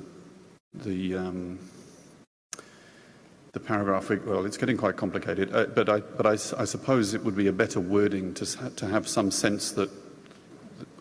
Sorry, let me just think on my feet. One issue is to seek to increase the size of the small components in the series that's just been listed to a minimum size. The other issue is to encourage that in any further additions, the components include the largest area of conservation importance when they come forward, essentially. So we don't need to go through this set of problems if this comes back again. And I'm not sure how to draft it, but I think there's a problem here that we're trying to draft something which is trying to do much in the same paragraph. Although I think the point that the distinguished delegate of Turkey made is a legitimate point looking forward.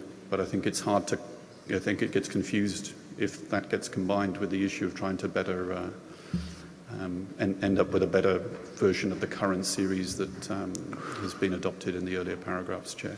It might be hard to do this in plenary to get wording that works, but if the wish is to come up with wording that works better, we could perhaps just quickly take it off stage and come back with something that's more helpful for you. So can I understand that it is not acceptable from your perspective? I just ask you, is it acceptable or not? Shall we adopt such a version without any hesitation? Turkey, could you kindly help us? Because Mr. Chairman, without your help, there is no progress. Mr. Chairman, thank you. To save time, maybe IUCN could help in wording of this later, so we could proceed. This is not the major issue here. I think it could be resolved easily. Yes, but we shall adopt the decision.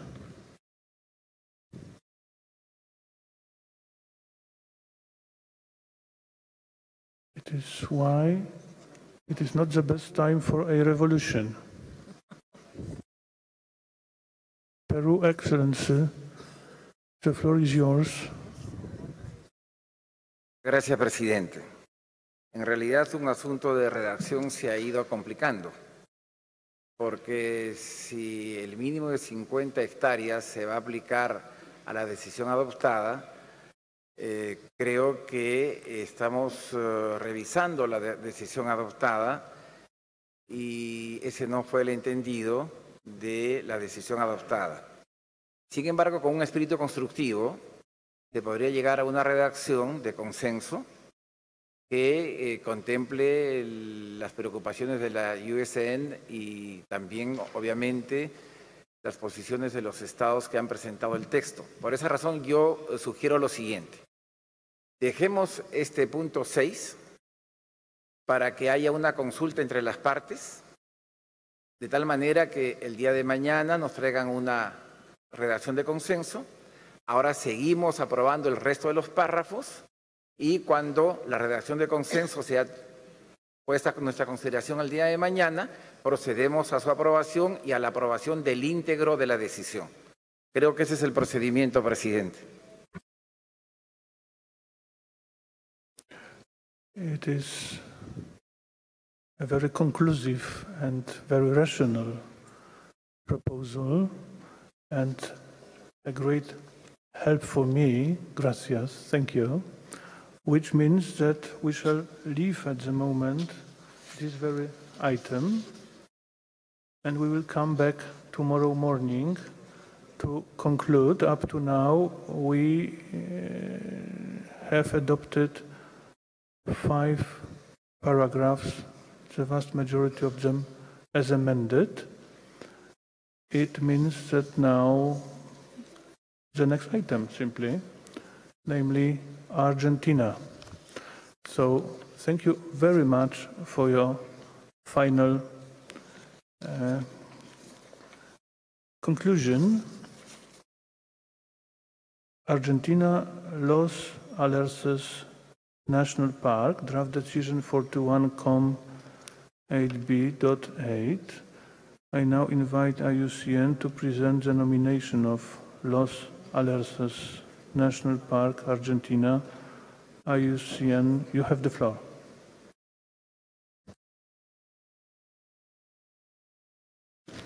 Thank you, Mr. Chair. We're just awaiting the presentation on the screens, I think. Could it be projected in front of us?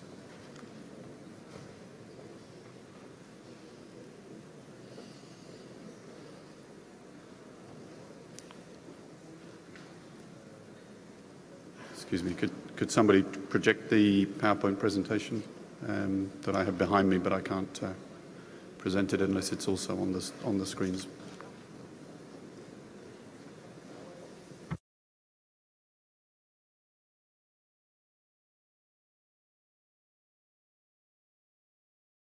You are already on the screen, but we I'll adapt. would like to get also the information at our screens, yes. Okay, it's working. Thank you. So, Iucn, the floor is yours. Thank you, Mr. Chair. So we turn to Los Alerces National Park, and Iucn's evaluation of this property is on page 73 of the English version of the evaluation report and 77 of the French version. Next slide, please. So Los Alerces National Park is located on the Argentine side of the Andes of northern Patagonia in northwestern Tibet province and has a western boundary which coincides with the border with Chile. Next slide, please. The nominated area is made up of 2 contiguous protected areas, an area which is also called Los Alerces National Park and the Los Alerces National Reserve. And it covers an area of just under 260,000 hectares, with a buffer zone of over 135,000 hectares. Next slide, please. The landscape in the region is moulded by successive glaciations, creating a scenically spectacular variety of geomorphic features such as moraines, glacial river and lake deposits, glacial cirques, chain-like lagoons, clear water lakes, hanging valleys, and U-shaped valleys. The property is dominated by Patagonian forest, which occupies a region that includes southern Chile and Argentina. The property is part of a larger region of significant biodiversity value and is one of a number of protected areas that protect important areas of Patagonian forest. The nominated property is vital for the protection of some of the last portions of continuous Patagonian forest in an almost pristine state, and it is the habitat for a number of endemic and threatened species of flora and fauna. Next slide, please. Areas of the nominated property in the Los Alerces National Park conserve a variety of landscapes and scenery. It contains an extensive system of interconnected natural clear water lakes and rivers. The Alerce forest is a celebrated feature of this majestic landscape. And the forest is particularly remarkable in the northern arm of Lake Menendez, which contains the millennial Alerce forest, including the largest and oldest tree being 60 meters tall and approximately 2,600 years old. The Los Alerces National Park retains a high degree of naturalness, providing a profound aesthetic experience. Next slide, please. The nominated property contains globally important undisturbed areas of Patagonian forest, influenced by elements of Valdivian temperate forest, which is a priority ecoregion for biodiversity conservation worldwide. The park includes relict genera and even taxonomic orders, as well as numerous endemic and threatened species. 34% of woody plant genera are endemic, from which 80% are known from only one species, and some are relicts having survived periods of glaciation. Unlike many other Alerce forests which show signs of alteration due to exploitation, livestock farming or fire, the Alerce forest in the property is in an excellent state of conservation, which contributes to the long-term viability of the species' natural populations. Next slide, please. The entire nominated area is part of the National System of Protected Areas in Argentina, which is under the jurisdiction of the National Park Administration, a legally established self-governed body. The core area of Los Alerces National Park, that's the formally defined national park, is uninhabited and roadless and contains significant strictly protected zones. In contrast, the National Reserve is inhabited by a small number of rural settlers and is subject to grazing, and it's also the focus of most tourism activity and contains the main visitor infrastructure and services. Next slide, please. The National Reserve is also the location of the 1970s Futaleufu Dam reservoir and associated hydropower infrastructure. The dam is a major non-natural landscape element that is a long-standing and a permanently damaging aspect in this natural landscape.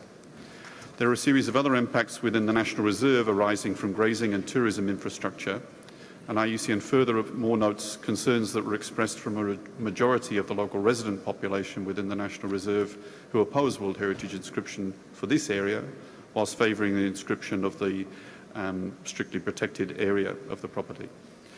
These issues, together with the fact that better quality Alerce forest exists within the nationally defined national park, which is an area with higher degree of ecological integrity, are the basis of Iucn's recommendation that the adjoining Los Alerces National Reserve should not be included within the nominated property, but rather be regarded as part of the property's buffer zone. Next slide, please. The nominated property is covered by a 1997 management plan that notes 7 objectives focused on conservation of ecosystems and natural processes. We're grateful to the State Party who facilitated a very good interaction between the Iucn mission and the residents and has transparently chronicled the concerns and opposition to possible World Heritage status that I've already noted.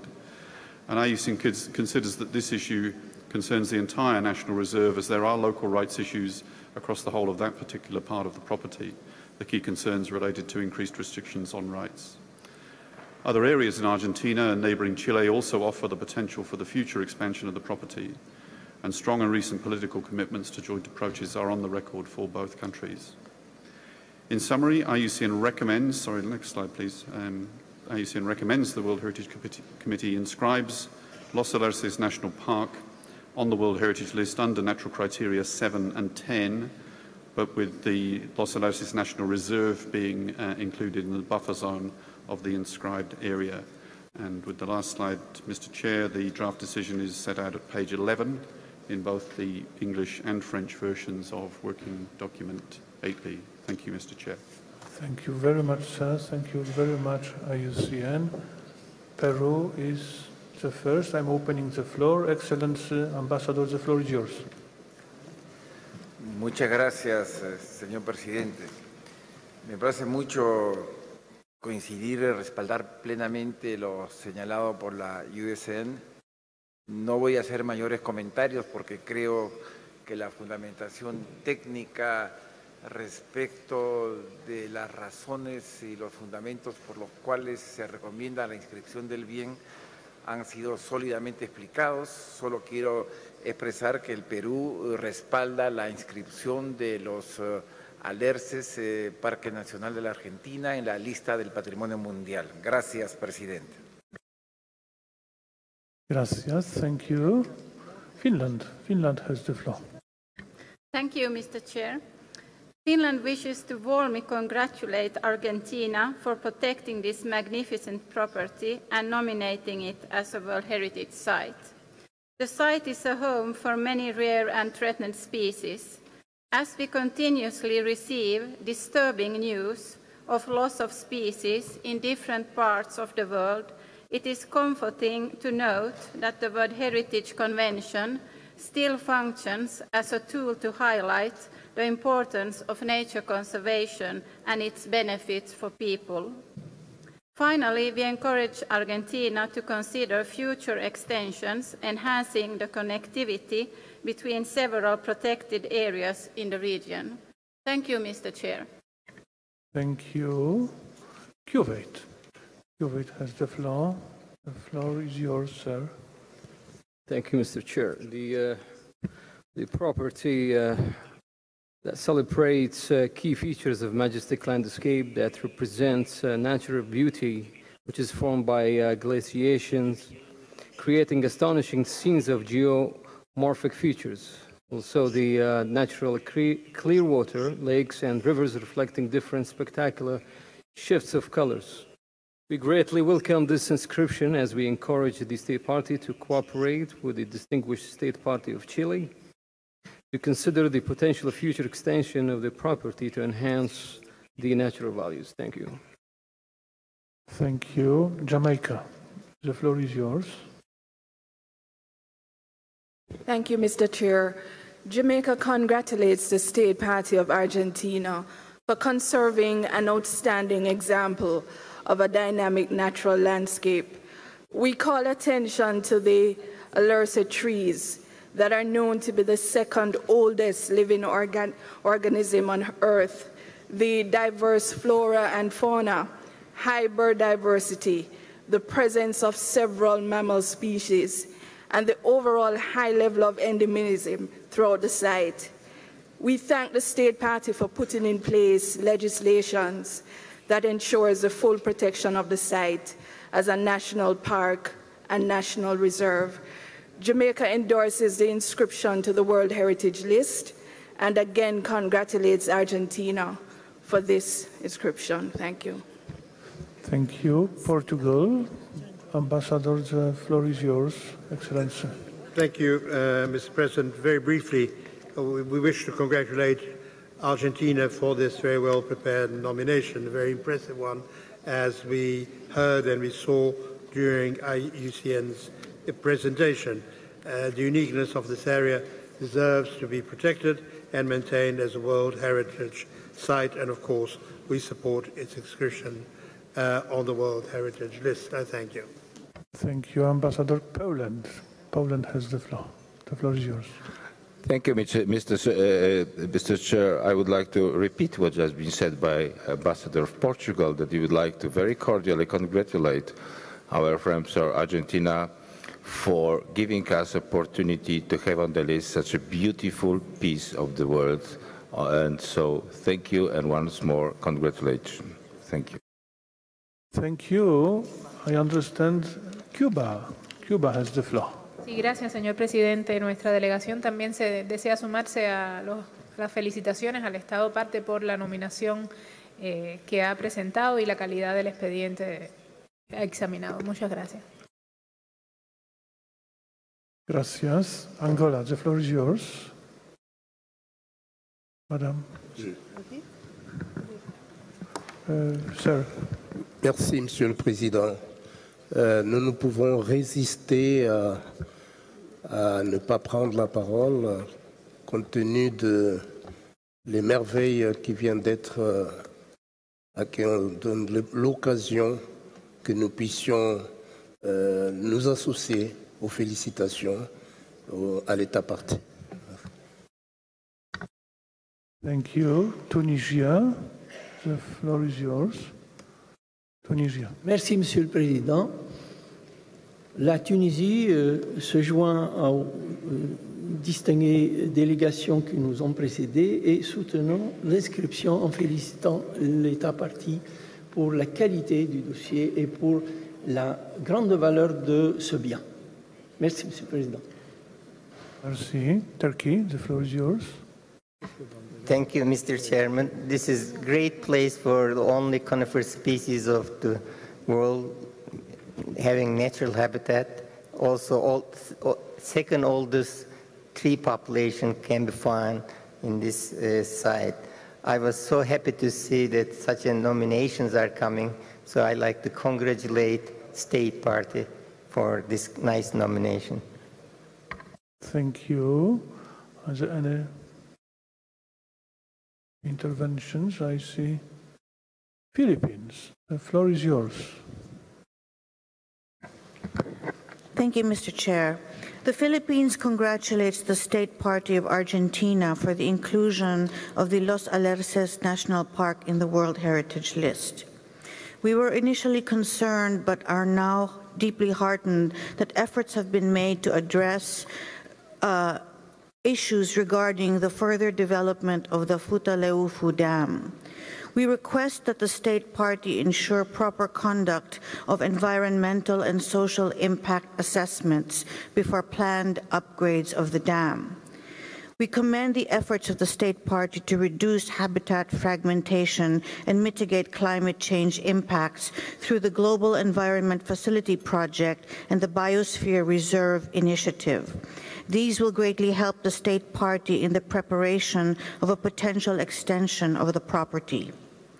We encourage the State Party, with the support of Iucn, which has done a tremendous job, to work towards resolving the relationships among private landowners in the buffer zone, capitalizing upon the lessons learned in other World Heritage properties on access and benefit sharing. Chapeau, mesdames et messieurs. Merci beaucoup.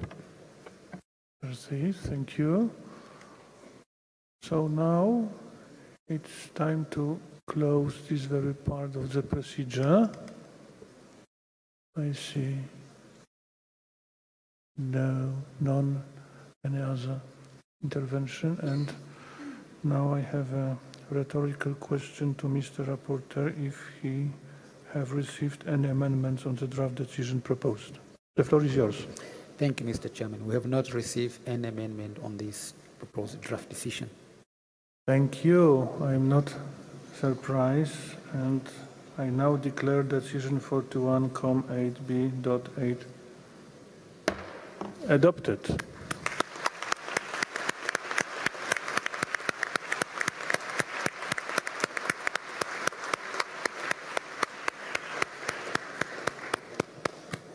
Let me congratulate Argentina on behalf of the entire committee for the inscription of this property and the style of this inscription as well. Argentina, you have the floor for a brief 2-minute long statement, if I may. The floor is yours. Gracias, señor presidente. Mi delegación quiere agradecer al gobierno de Polonia por la inmejorable organización de esta sesión del Comité de Patrimonio Mundial y a las autoridades y al pueblo de Cracovia por la cálida recepción a esta bella ciudad y las continuas atenciones que nos brindan. Cracovia y Polonia son un símbolo de paz, comprensión y tolerancia, luego de terribles sufrimientos basados en los ideales de la UNESCO que deberían servirnos de ejemplo para resolver nuestras diferencias. En nombre de nuestro país, de sus autoridades y de los representantes de nuestra sociedad, personas que siempre creyeron en la importancia de la protección del alercel, árbol milenario, de más de 500 especies de flora y numerosas de fauna, que integran el Parque Nacional, que fue creado a tal fin y para preservarlo para las generaciones futuras hace ya mucho tiempo y que ahora, con este reconocimiento, continuaremos protegiendo para toda la humanidad. Agradecemos al Centro de Patrimonio Mundial por la constante orientación y apoyo para guiarnos durante toda la preparación del expediente y a la Iucn por su profesionalismo y firmeza durante la emisión de evaluación a nuestro país y por el fructífero diálogo posterior que permitieron el éxito de esta candidatura. Finalmente, señor presidente, queremos felicitarlo por su maestría para dirigir nuestros debates aún en momentos muy difíciles, con suma eficacia y con la flexibilidad necesaria para que podamos cumplir con nuestra tarea en favor del patrimonio mundial. Con su indulgencia, señor presidente, puesto que nuestro trabajo es un trabajo de grupo y de equipo, le pido que permita a nuestro vicepresidente de Parques Nacionales dirigir un breve mensaje a este comité. Gracias, señor presidente. Muchas gracias, señor presidente. Argentina, agradecida y orgullosa, celebra la inclusión de su cuarto parque nacional inscripto como Patrimonio Mundial, el número 11 en su territorio en general. Este parque este año, en el mes de mayo, cumplió 80 años de protección perpetua y esta inscripción nos compromete a seguir en ese camino. Las áreas naturales protegidas son un elemento central de la gestión ambiental de la actual administración del presidente Mauricio Macri, cuya meta es la duplicación de las áreas naturales protegidas legalmente en nuestro país. El Parque Nacional Los Alerces es muy especial porque tiene al laguán, el alerce, que en lengua mapuche significa vida tras vida. Cada individuo puede llegar a alcanzar los 3.600 años de edad. Me sumo a los agradecimientos que corresponde a los técnicos de la Administración de Parques Nacionales, del Comité Argentino de Patrimonio Mundial, del Ministerio de Medio Ambiente, el Ministerio de Cultura, el Ministerio de Turismo, la Cancillería y muy especialmente al delegado permanente ante la UNESCO. Finalmente, gracias Polonia por ser nuestro anfitrión, a los organizadores y a la indiscutible hospitalidad y calidez de los cracovianos. Muchas gracias. Muchas gracias. Gracias. Thank you. And once again, congratulations.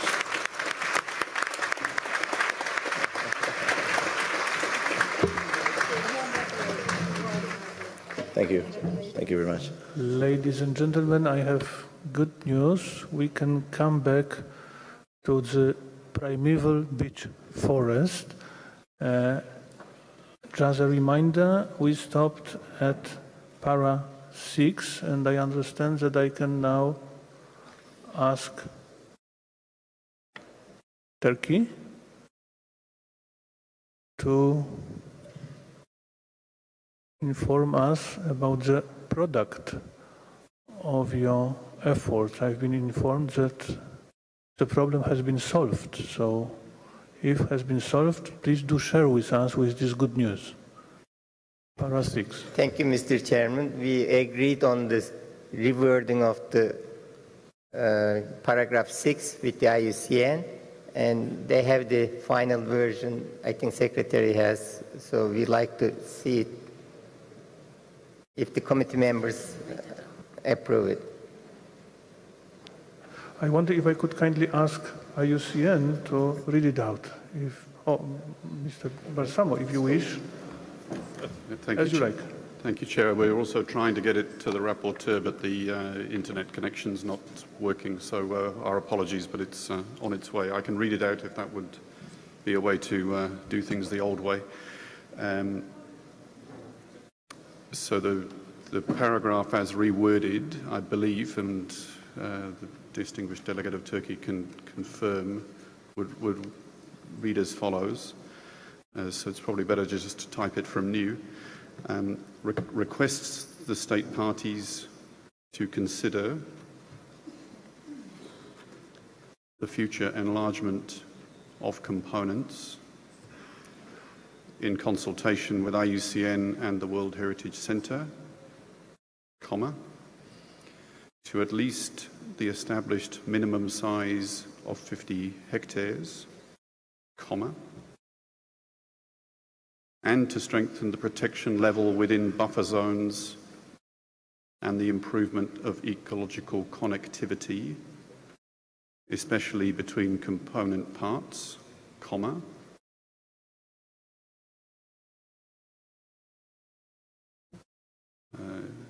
especially between component parts. Component parts, comma, and further recommends interested state parties to ensure component parts included in any future extensions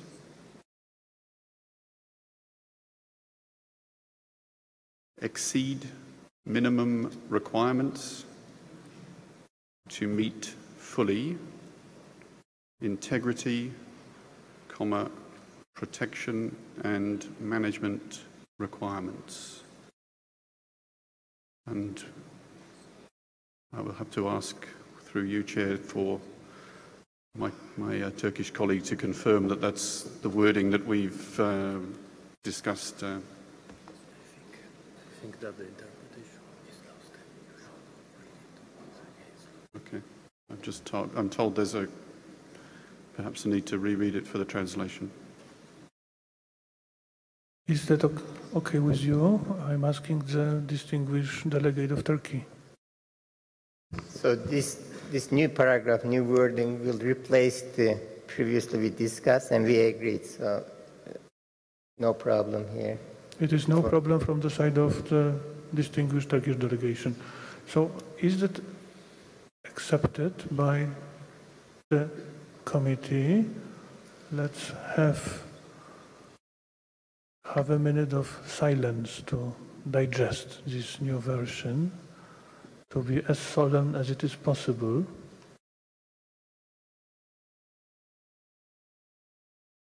I can see the great satisfaction, so it means that para 6 is adopted as amended, para 7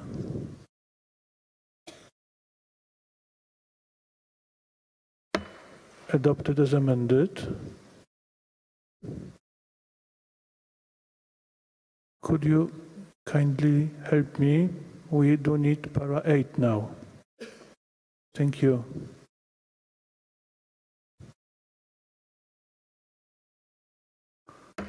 Adopted as amended. And the last but not least, 9.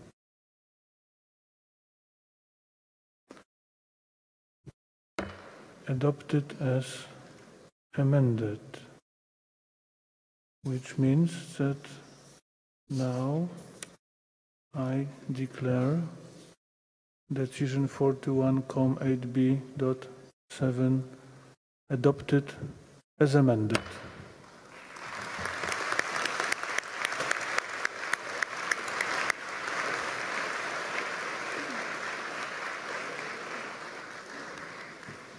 I shall congratulate to all the brave state parties, Albania, Austria, Belgium, Bulgaria, Croatia, Italy, Romania, Slovenia, Spain, Ukraine. Congratulations, but I do hope that because of time management, you do not wish to get the floor, all of you. I seek your understanding and presumably one of the respected state parties. I can see Croatia, ready to express the happiness in the name. Sorry, maybe it would be good to give the floor to the coordinator. It was Austria. Austria. Thank you. I understand. So if the respected state party member of the committee asked to give the floor to Austria, I'm passing the floor to the ambassador of Austria. The floor is yours, Excellency. Thank you, Mr. President, distinguished delegates. On behalf of Albania, Austria, Belgium, Bulgaria, Croatia, Italy, Romania, Slovenia, Spain and Ukraine, allow me to thank you for adopting the decision to inscribe the extended European beech forest dossier today. Thank you for giving a clear signal of support, solidarity and trust. You can count on us, the state parties. We take the concerns expressed today and the specific requests in the decision adopted today very seriously. Let me in this context mention also the joint declaration of the governments of all 12 state parties that has been prepared to hold each individual state accountable for an appropriate management and protection of the inscribed components. With your decision today, distinguished delegates, you decided to help us to support protecting and preserving a unique continental ecosystem. Your decision will help us to increase the awareness about this outstanding natural heritage in Europe. Thank you again. Thank you and congratulations.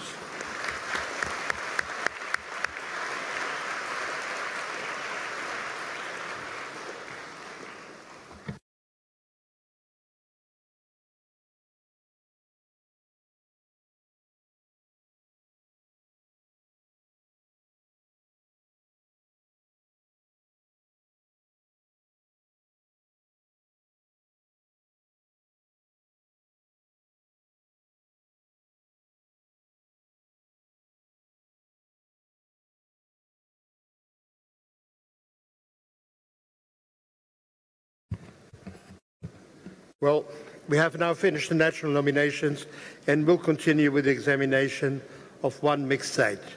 This nomination will be presented by the two advisory bodies.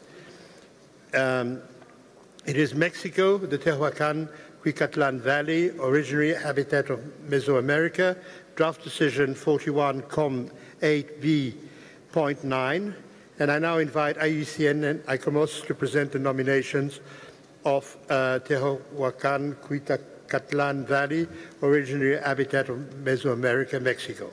But before I give the floor to the Secretariat, Mr. Balsamo, you have the floor. Thank you, Chair. Just to remind that we received a factual error notification concerning the evaluation of this nomination, and this notification is to be found on page 36 of both the English and French version of document INF 8B4.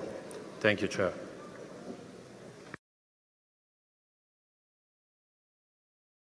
I thank you, Mr. Balsamo. Now, Iucn, you have the floor. Thank you, Mr. Chair. Iucn's evaluation of Tehuacan-Cuicatlan Valley is on page 89 of the English and page 95 of the French versions of our evaluation report. Next slide, please. The Tehuacan-Cuicatlan Valley, originary habitat of Mesoamerica, is nominated as a mixed site with a serial configuration of 3 component parts. The property is found within Mexico's southernmost arid and semi-arid region and covers an area of some 145,000 hectares with an enveloping buffer zone of nearly 345,000 hectares. The nominated property has a complicated alignment with the UNESCO Biosphere Reserve of the same name, and there is an apparently different alignment of the nominated area with the Biosphere Reserve core zones, although the relationship and reasons for boundary differences are not fully clear. Next slide, please. The nominated property has a complex topography with wide array of microclimates and harbours the main types of vegetation of the Tehuacan-Cuicatlan Valley: xeric shrublands, tropical deciduous forests, oak and pine forests, as well as vegetation types of smaller extent such as palm groves or gallery forests. The nominated property exists within a broader region well recognised for its high biodiversity values. The property reportedly hosts an unusually high number of threatened species, with some 38 listed in threatened categories in the Iucn Red List. It also sits within a region of high endemism. Next slide, please. The property is in the arid and semi-arid zone with the greatest biological diversity in North America. A remarkable 70% of the worldwide flora families are represented in the valley by at least one species, and the area is one of the main centres of diversification of the cacti family, which occurs in exceptional densities of up to 1,800 columnar cacti per hectare, and is a family of plants which is highly threatened worldwide. Next slide, please. Worldwide, the region hosts one of the highest animal biodiversity levels in a dryland, at least with regard to taxa such as amphibians, reptiles and birds. The nominated property sits within one of the two most important protected areas in the world for the conservation of 7 amphibian and 3 bird species. And the biodiversity of this region has a long history of sustaining human development, and today a third of the total diversity of the valley, so approximately 1,000 species, are used in some way by local people. Next slide, please. The management framework and legal protection are considered adequate, and interactions with the wider landscape and connectivity needs are being taken into account in ensuring the adequate protection of the reserve. Almost all the nominated property is classed as ejidos, small agrarian communities granted land in the land needed for subsistence.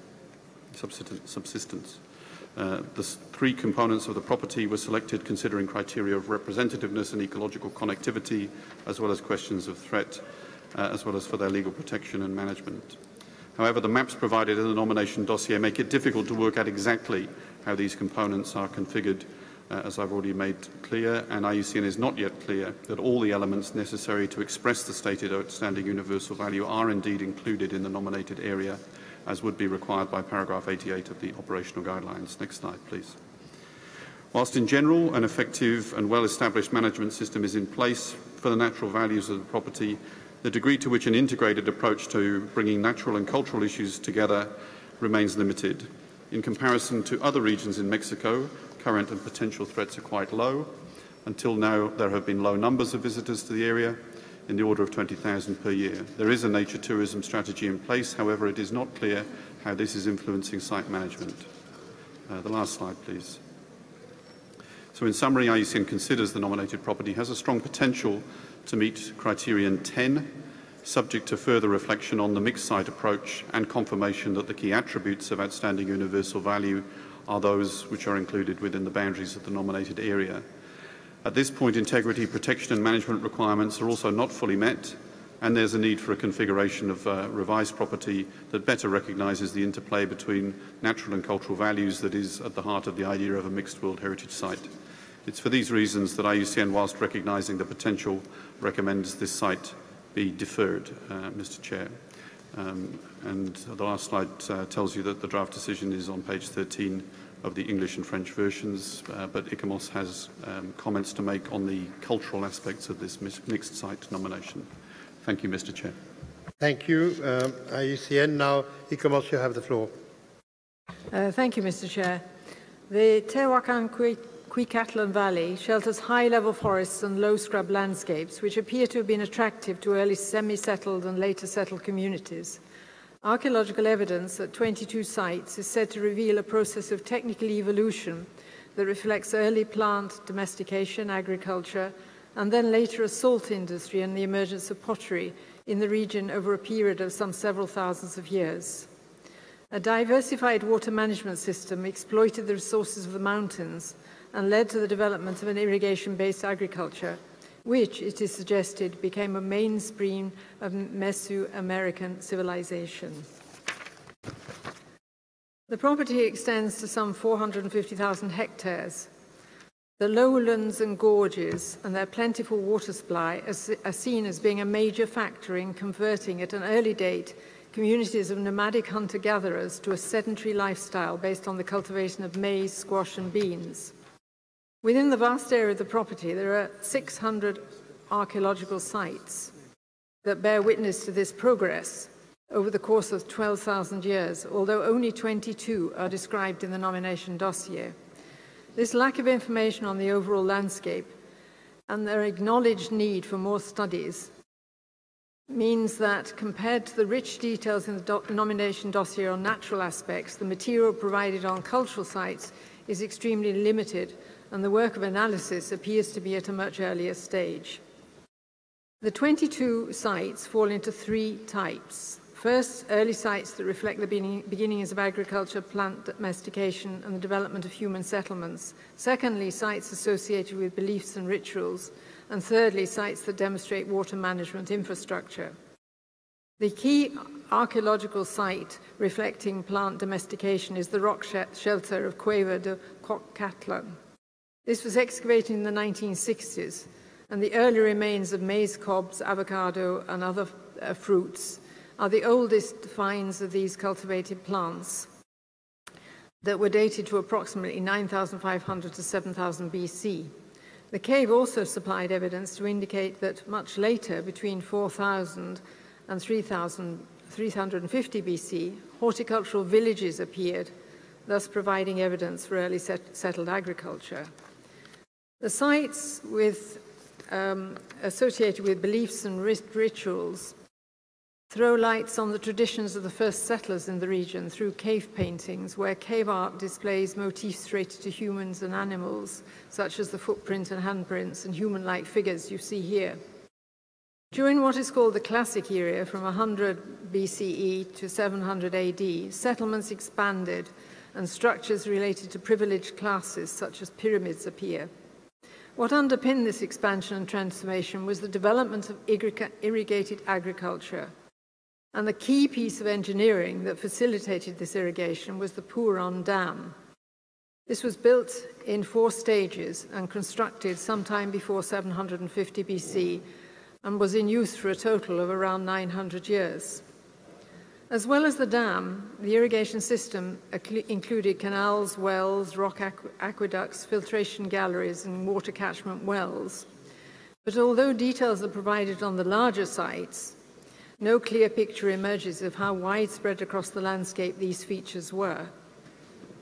The property also reflects much later traces of political, religious, and residential features from around 400 BC, reflecting the development of specialized activities such as pottery and salt industry. Further settlements, such as the Quito-Pec urban center and Kokotlan, bring the timelines down to the 16th century. The 22 sites in the valley thus span an enormous time frame and are spread out across a vast area. Although what's been nominated are 3 large areas of landscape, the serial nomination is not put forward as a cultural landscape, but rather as an ensemble of 22 archaeological sites that pinpoint stages in the evolution of the valley. The evidence is thus spread across the landscape with little indication as to the interrelationship between the sites. Although some sites were excavated and recorded in the 1960s, many other sites await more detailed investigation, as acknowledged by the state party. Thus, the 22 sites we know about are only the tip of the iceberg, as 600 more are known to exist. The idea that an ensemble of a small number of sites can be seen as exceptional within Mesoamerica for their reflection of the particular way societies developed has not been substantiated in the details provided in terms of links in space and time and through comparisons with other sites. And the comparative analysis has not substantiated the evidence for early agriculture to be seen as exceptional, particularly in the light of the recent inscription of similar sites in the Oaxaca Valley nearby. What does begin to emerge, however, is the possibility that the Tehuacan-Cuicatlan Valley could be differentiated primarily through evidence for the emergence of irrigation and the complex water management systems that supported it. ICOMOS considers that if this particular element could be presented in much greater detail and through a landscape approach, it could have the potential to provide the basis for the valley or parts of it to be seen as an outstanding reflection of the emergence of irrigation-based agriculture in Mesoamerica. What would be needed, though, is an overview of what sites are known, how they relate to each other, and detailed surveys and research on the overall irrigation system and how it functioned. At the moment, ICOMOS does not consider that the comparative analysis has justified consideration of this property as it stands, and nor does the nomination justify the criteria, and as the attributes of OUV have not been identified, nor can integrity and authenticity be justified. Overall, the legal protection is appropriate, the state of conservation is fair, but vulnerable, And ICOMOS considers that the management system needs much stronger attention to the conservation of cultural sites, and particularly to the conservation and restoration of archaeological sites in the landscape. Finally, with respect to our recommendation, ICOMOS recommends that the examination of the nomination of the Tehuacan Catalan Valley be deferred in order to allow the state party, with the advice of ICOMOS and the World Heritage Centre, if requested, to consider a revised nomination as a cultural landscape, focusing on the development of irrigated agriculture. Secondly, to undertake further surveys, research and documentation of the sites in the valley related to irrigation in the context of an overall assessment of the known sites in order to set the irrigation system into a landscape scale. And thirdly, to augment the comparative analysis of sites with evidence for irrigation within Mesoamerica to justify the complexity of the system compared to others. And we have three other recommendations related to management, financial resources, and a visitor management strategy. Thank you. I thank ICOMOS for your presentation. I now invite the committee members to express their comments, and the floor is open. I give the floor to Cuba.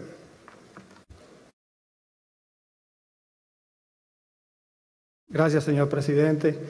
Estamos en presencia de un sitio indudablemente de excepcional valor en términos naturales y culturales. Creo que los órganos consultivos han hecho una presentación bastante objetiva de las potencialidades que tiene el sitio desde ambos puntos de vista.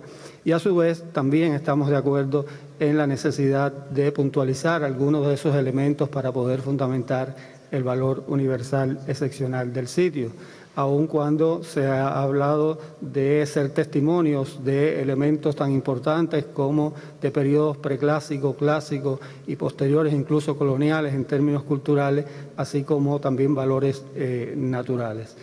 En tal sentido, y teniendo en cuenta también esa capacidad que tiene el Estado parte para la realización del análisis y la evaluación de esas recomendaciones, Cuba ha presentado un proyecto de modificación al texto que se nos presentó en la finalidad de remitir al Estado parte el expediente, y a su vez en este proyecto hemos tratado de sintetizar concretamente esos aspectos que han planteado los órganos consultivos. En primer lugar, demostrar en unos momentos los valores culturales, en otro los valores naturales, y a continuación una serie de recomendaciones de las cuales acá han hablado los órganos consultivos. Muchísimas gracias. Muchísimas gracias. Any more comments?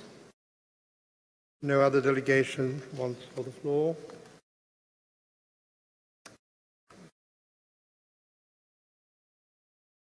So, if that being the case, we'll move on to the process of approving the decision. Mr. Rapporteur, have you received any amendments on the draft decision that was proposed?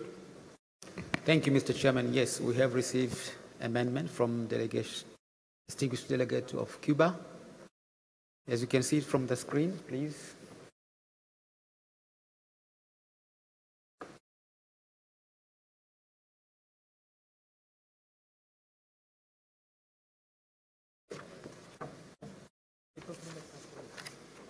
Yes, this is a draft decision of 6 paragraphs. So the distinguished delegate of Cuba decided to leave paragraph 1 as it is. They modified paragraph number 2, which now refers the mixed nomination of Tehuacan Valley, originally habitat of Mesoamerica, Mexico, back to the state party in order to clarify in relation to the cultural criteria, a revised approach focusing on the chronological development of property, starting with prehistoric site, pre-classical villages, classical site, pro-classical kingdom, and early colonial settlement based on original agriculture, associated industries, techniques, and practice, ancestral religious expression as aspect that emphasize the cultural dimension of the nomination property. B also has been modified. The first part has been deleted. We start with regarding the natural criteria, clarify demonstration that all natural attributes contributing to the potential outstanding universal value are included within the serial components of boundaries of the nomination property within Iucn Catalan Biosphere Reserve. Part C has been deleted completely. Paragraph number 3 also has been modified. We start with recommends the state party give additional consideration to the following. A, undertake, first part has been deleted, an augmented comparative analysis of site with evidence for irrigation within Mesoamerican to justify the complexity of the systems compared to other.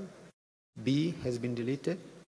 Now the number C become B, finalize the specific plan of the management and protection of the archaeological site within the nominated property and a link to the Iucn Catalan Biosphere Reserve Management Program to cover the conservation aspects of archaeological site in their natural context.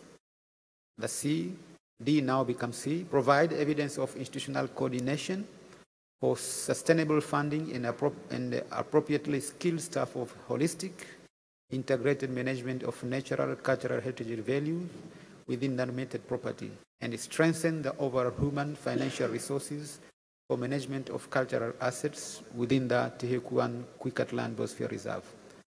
D, develop a visitor management strategy for the nominated property that is based on holistic approach. Number 4 has been slightly modified, Mr. Chairman. I think you can see there. The last part, and to build sustainable development capacities of local community and other sectors to handle increased tourism interest in the nominated property. Paragraph 5, there's slightly modification. At the end, we have to ensure economic needs and sustainable development inspirations of these communities are appropriately addressed. Paragraph number 6 has been deleted. This is what we have as a proposal, Mr. Chairman. Thank you. Thank you very much, Mr. Rapporteur. I'll give the floor back to delegations for any general comments on this revised draft. And when we've done that, then we'll take it para by para. Finland, you have the floor. Thank you, Chair. These amendments, they are quite massive in our view, and we haven't seen them before, and it's so we would at least ask to hear the view of the advisory bodies, both ICOMOS and Iucn, and go very slowly through these amendments, and so we are understanding what we are doing here. Thank you, Chair. Thank you, Finland. Now, Turkey.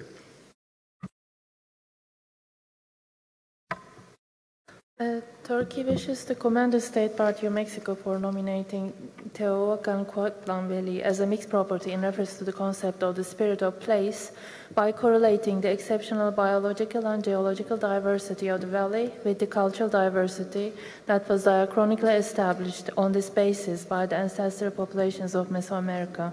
In the nomination dossier, this is done through a selection of sites with material evidence of early plant domestication and settlement, water management and religious activity, salt mining and pottery production, as well as through linguistic and documentary evidence. As it is, we believe that the property would contribute in a better understanding of the long evolutionary process of human adaptation in Mesoamerica, in line with the objectives of the recently closed HEADS programs. As underlined in the nomination dossier, this process has involved construction and reconstruction to tend to the needs of the continuity and change in the original communities, and its uniqueness is therefore better understood within the framework set by the NARA document. And we believe that this may apply to many assessments of cultural landscapes, relic or associative. We believe that the uniqueness of human progress in the nominated valley may be further illustrated by an expansion of the series of the 22 archaeological sites, but still in the format of a serial nomination and not as a cultural landscape as recommended in the advisory body report. Also, although the rationale of the advisory body proposal of narrowing the nominated property down to the water management infrastructure of the valley is very well understood, the Turkish delegation would support the nomination of the property as a series of mixed cultural and natural sites as proposed by the state party in such a way as to encompass all the attributes that have been referred to. But to give the state party more time to improve on the nomination criteria and comparative analysis, as well as on the management and protection issues highlighted in the advisory body report, Turkey would support the referral of the dossier back to the state party. Thank you. I thank Turkey, and I give the floor to Vietnam.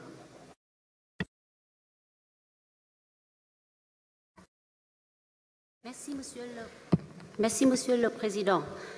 Suite à l'analyse des organisations consultatives et l'avis de notre ami de la Turquie, notre délégation du Vietnam soutient le nouveau projet de décision proposé par Cuba pour renvoyer le dossier de la vallée de Iucn. Nous sommes persuadés que cette décision permettra au pays de revenir vite à notre comité avec un dossier consolidé pour l'inscription de ce bien vraiment exceptionnel en termes de biodiversité et aussi en termes de l'interaction entre la nature et l'homme dans la liste du patrimoine mondial. Je vous remercie. Je remercie le Vietnam et je donne la parole à la Croatie. Merci, Monsieur le Président. Well, Croatia fully agrees with the amendment made by the honorable representatives of Cuba, and it's easy to explain it, of course, because we have no problems with the natural value, and for the cultural one, we have to say that the revised nomination request is not a realistic one, of course, with the landscape requests and so on. The universal value of one of the oldest sites of the Mexican territory, hand in hand with the already recognized sites of the Olmec civilization, deserves to be inscribed. But of course, we agree with the referral amendment. Thank you. Thank you very much. Croatia, and I give the floor to Portugal. Thank you, Mr. President. We have heard very carefully the presentation by ICOMOS and Iucn, and we understand that they have identified challenges through the perspective this nomination have been approached. And of course, we understand that mixed nominations are indeed challenging dossiers to put up, and they require strong commitment by the state parties, while continuing collaboration with advisory bodies. And we understand that the State Party of Mexico is really committed to pursue on this path with the mixed nomination. And we understand that what Finland has referred to as we should go slowly through the revised nomination. But we don't have doubts that the State Party could proceed with the efforts on the natural and the cultural parts of these mixed nominations and come back to this committee with a nomination responding to all the challenges that have been identified. So we think that a referral could serve the purpose of this work that the state party still has ahead of it, together in collaboration with Iucn and ICOMOS. Thank you very much. Thank you, and I give the floor to Kuwait. Thank you, Mr. Chair. Although, as recommended by the advisory body to revise the nomination, much narrower, that relates to the early water management system, we think that the site conveys a great example of human interaction with the environment, such this arid zone, through the planned domestication, which demonstrate the innovation process of the settlers.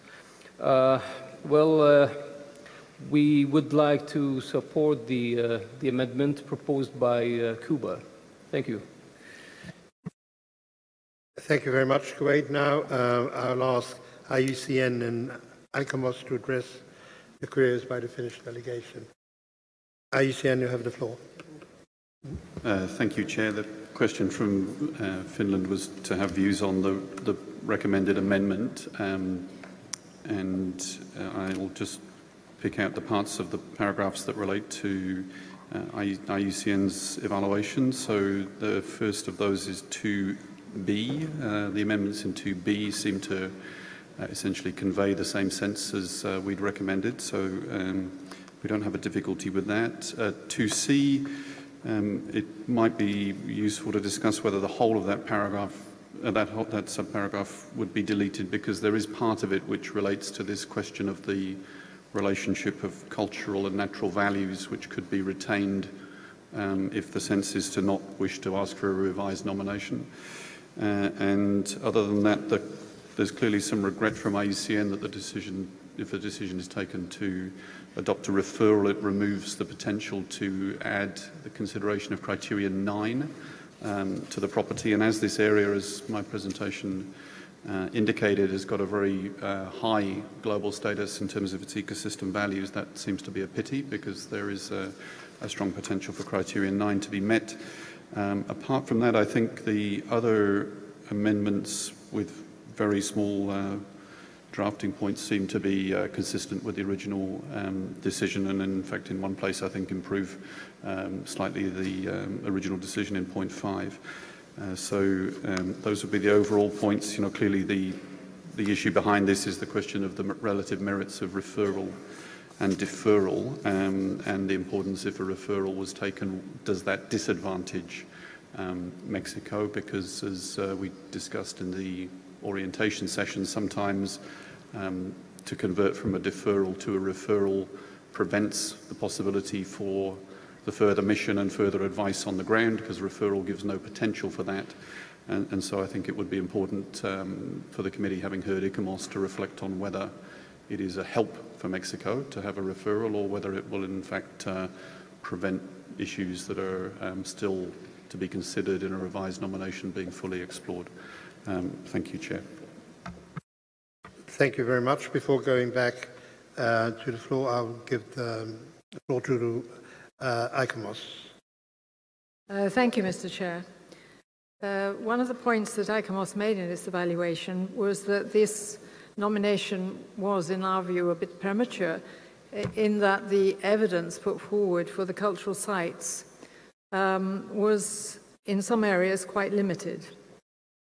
And we certainly felt that if a nomination was to come back, having been revised, it would need to be based on a much wider set of data being supplied on what was in the valley and how the individual sites that were described related to each other and to the wider landscape. We, in suggesting the irrigation system, we were seeing it as a profound reflection of human interaction with its landscape, in the way that people harnessed water to support agricultural development and thus settlements and so on and so forth. So we were not seeing this as a sort of technical challenge, but rather as a way of understanding the landscape through the irrigation, which seemed to us to have the best possible chance of success. But if these other dimensions which are mentioned in 2A can be much strengthened, perhaps there is a possibility to see this whole picture from the prehistoric down to the present day. But this would be quite a challenge, because the information that's in the present dossier is not nearly full enough to present such a clear picture as would be needed. So I would reiterate what IUCN has said, that in one sense referral is a bit limiting. We feel that this dossier justifies much more work. And the Honourable Delegate for Portugal talked about the challenges of mixed nomination and the need for the State Party to work together with ICOMOS and IUCN. We, for one, would welcome the chance to collaborate with the State Party on this nomination, but we are a little constrained in terms of a referral. But nonetheless, we will certainly do our best if that is the decision. Thank you, Mr. Chair. Thank you very much. ICOMOS, now I go back to delegation. Perú, tiene usted la palabra, señor embajador. Muchas gracias, señor presidente. El Perú respalda la enmienda presentada por Cuba y creemos que la remisión, si bien es cierto, puede excluir una nueva misión, no debe excluir una cooperación de otra naturaleza entre los órganos consultivos con el Gobierno de México, y esto creo que es la práctica y es el espíritu y la norma de la Convención. Yo sí quisiera señalar una cierta preocupación por el párrafo en el que se dan algunas orientaciones respecto del elemento cultural. En ese párrafo prácticamente se asume una periodización de la evolución de la cultura y la sociedad en el valle. Y desde el punto de vista de las ciencias sociales, de la arqueología, de la historia, no hay pues en ningún caso tipificación de periodos de evolución que sean unívocos. Siempre existen diversos modelos y categorías conceptuales que permitan afirmar denominaciones distintas a la evolución. Me parecería extraño que el comité asuma una periodización oficial, en este caso que va un poco contra la naturaleza misma de su filiación con una visión de las ciencias sociales y naturales que debe respetar. Pero esto es un asunto que simplemente lo planteo como una preocupación para que el Estado aparte lo tome en cuenta, y más allá de eso, el Perú reitera firmemente su respaldo a la enmienda. Gracias, señor presidente. A usted, señor embajador. Finland, you have the floor. Thank you, Chair. Finland would like to ask a question from the state party, if Chair would allow for it. Our question would be that are Mexico confident that they don't want the opportunity to consider Criteria 9, because if they really want referral, that will be impossible. Thank you, Mr. Chair. Thank you. Now I turn, as you have suggested, to the Mexican delegation.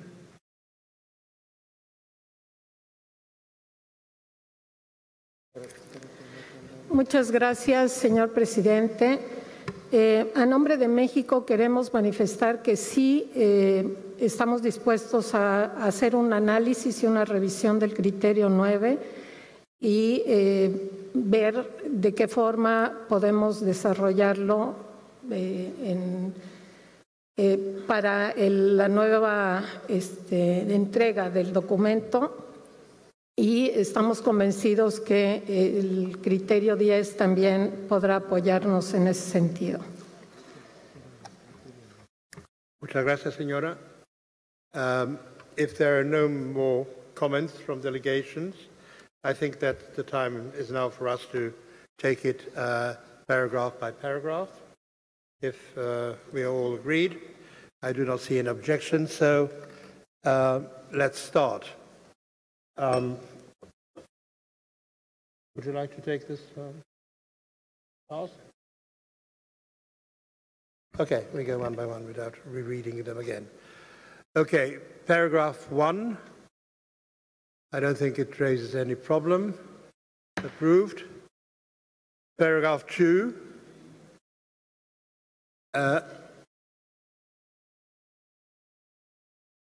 2A.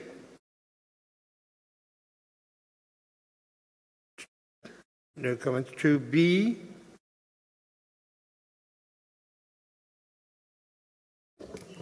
Sorry, I can't see the thing. 2C. 2C has been deleted. So no comments. 2A, B, and C are approved as altered.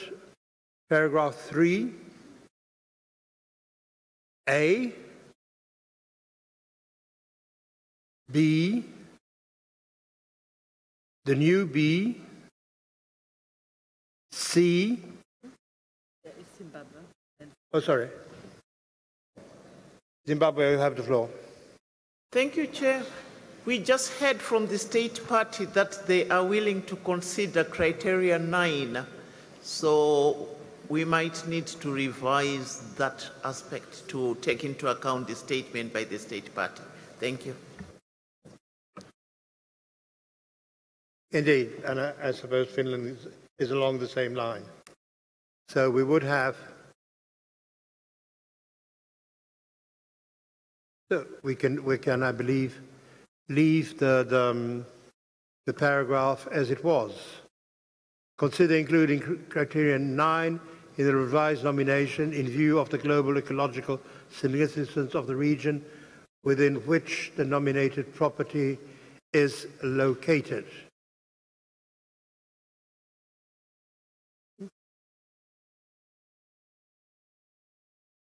Sorry.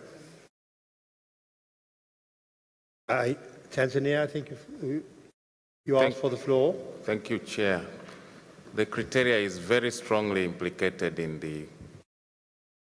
the analysis, so Tanzania also would like to strongly propose that the paragraph remains. Thank you. Thank you. Good note taken. Cuba. Señor presidente, en vista de que presentamos la modificación, queríamos esclarecer el por qué aparecía como tachado. No es que simplemente renunciar, sino que se había reestructurado la fundamentación del proyecto. Y en el 2A, en el punto 2B, se dice claramente de fundamentar los valores universales del sitio, es decir, que tiene cabida cualquier criterio a fundamentar. Por lo tanto, volver a hablar del 9 sería reiterativo. Gracias.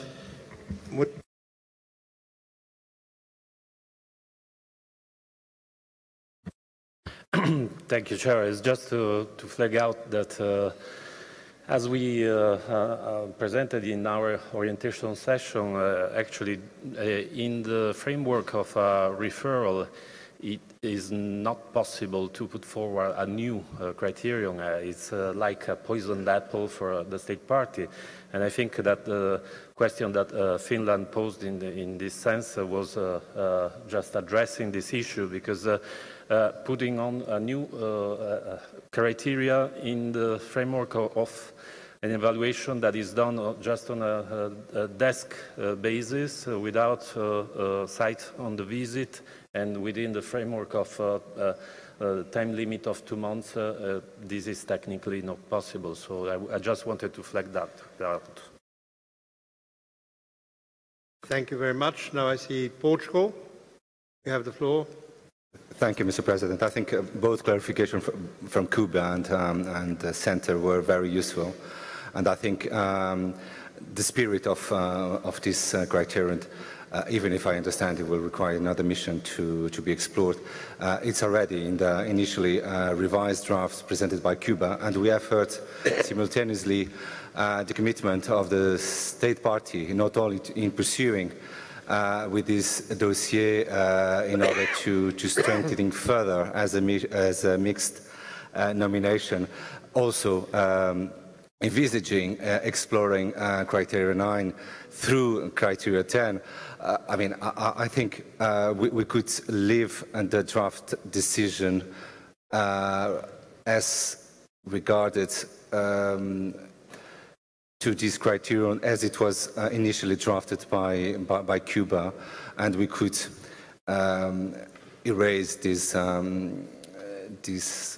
I'm not saying it anymore, this point B, so we will be consistent with what we are deciding here for a referral. Thank you. Thank you. Peru. Muchas gracias, señor presidente. Me pareció entender a la intervención del Estado aparte que no tendría inconveniente en seguir considerando la posibilidad de invocar el criterio 9. Por esa razón, yo le solicitaría a usted, señor presidente, si le podríamos dar la palabra al Estado aparte para que nos señale si tiene o no inconveniente en mantener el párrafo 3b. Muchas gracias, señor embajador. Entonces, México. Gracias, señor presidente. Sí, México nos comprometemos a hacer una revisión del criterio 9 y hacer el planteamiento debido con nuestras propias conclusiones. Muchas gracias.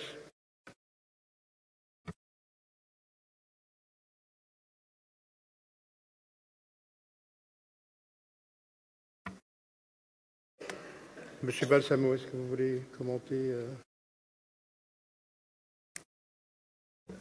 It's just also that the wording, a revised nomination is not normally requested in the framework of referral. So I wanted to flag that out.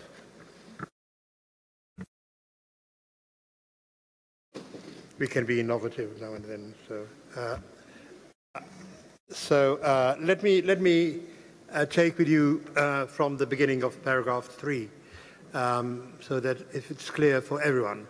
I had the same number of delegations wishing for the deletion of B and keeping B. So let's go 3A. Everyone agreed. 3B. Everyone can live with it. Good. 3C. 3D.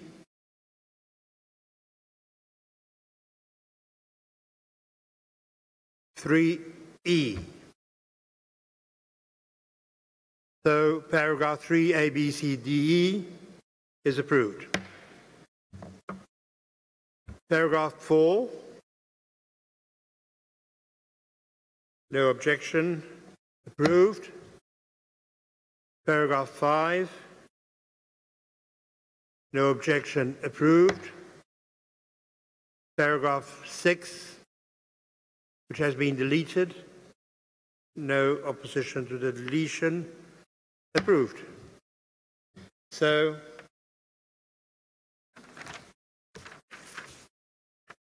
okay, it's here. Decision 41,8B.9 adopted as amended, and I thank you all very much.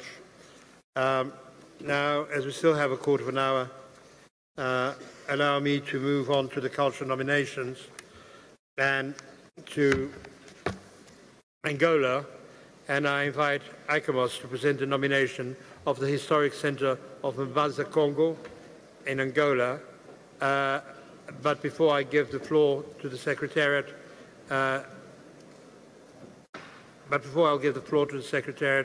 and ask Mr. Balsamo if you have anything to say on this point. Thank you, Chair. We received a factual error notification on the evaluation of this nomination, which is to be found on page 42 of the English version of document in faith before, and on the page 59 of the same document in the French version. Thank you, Chair.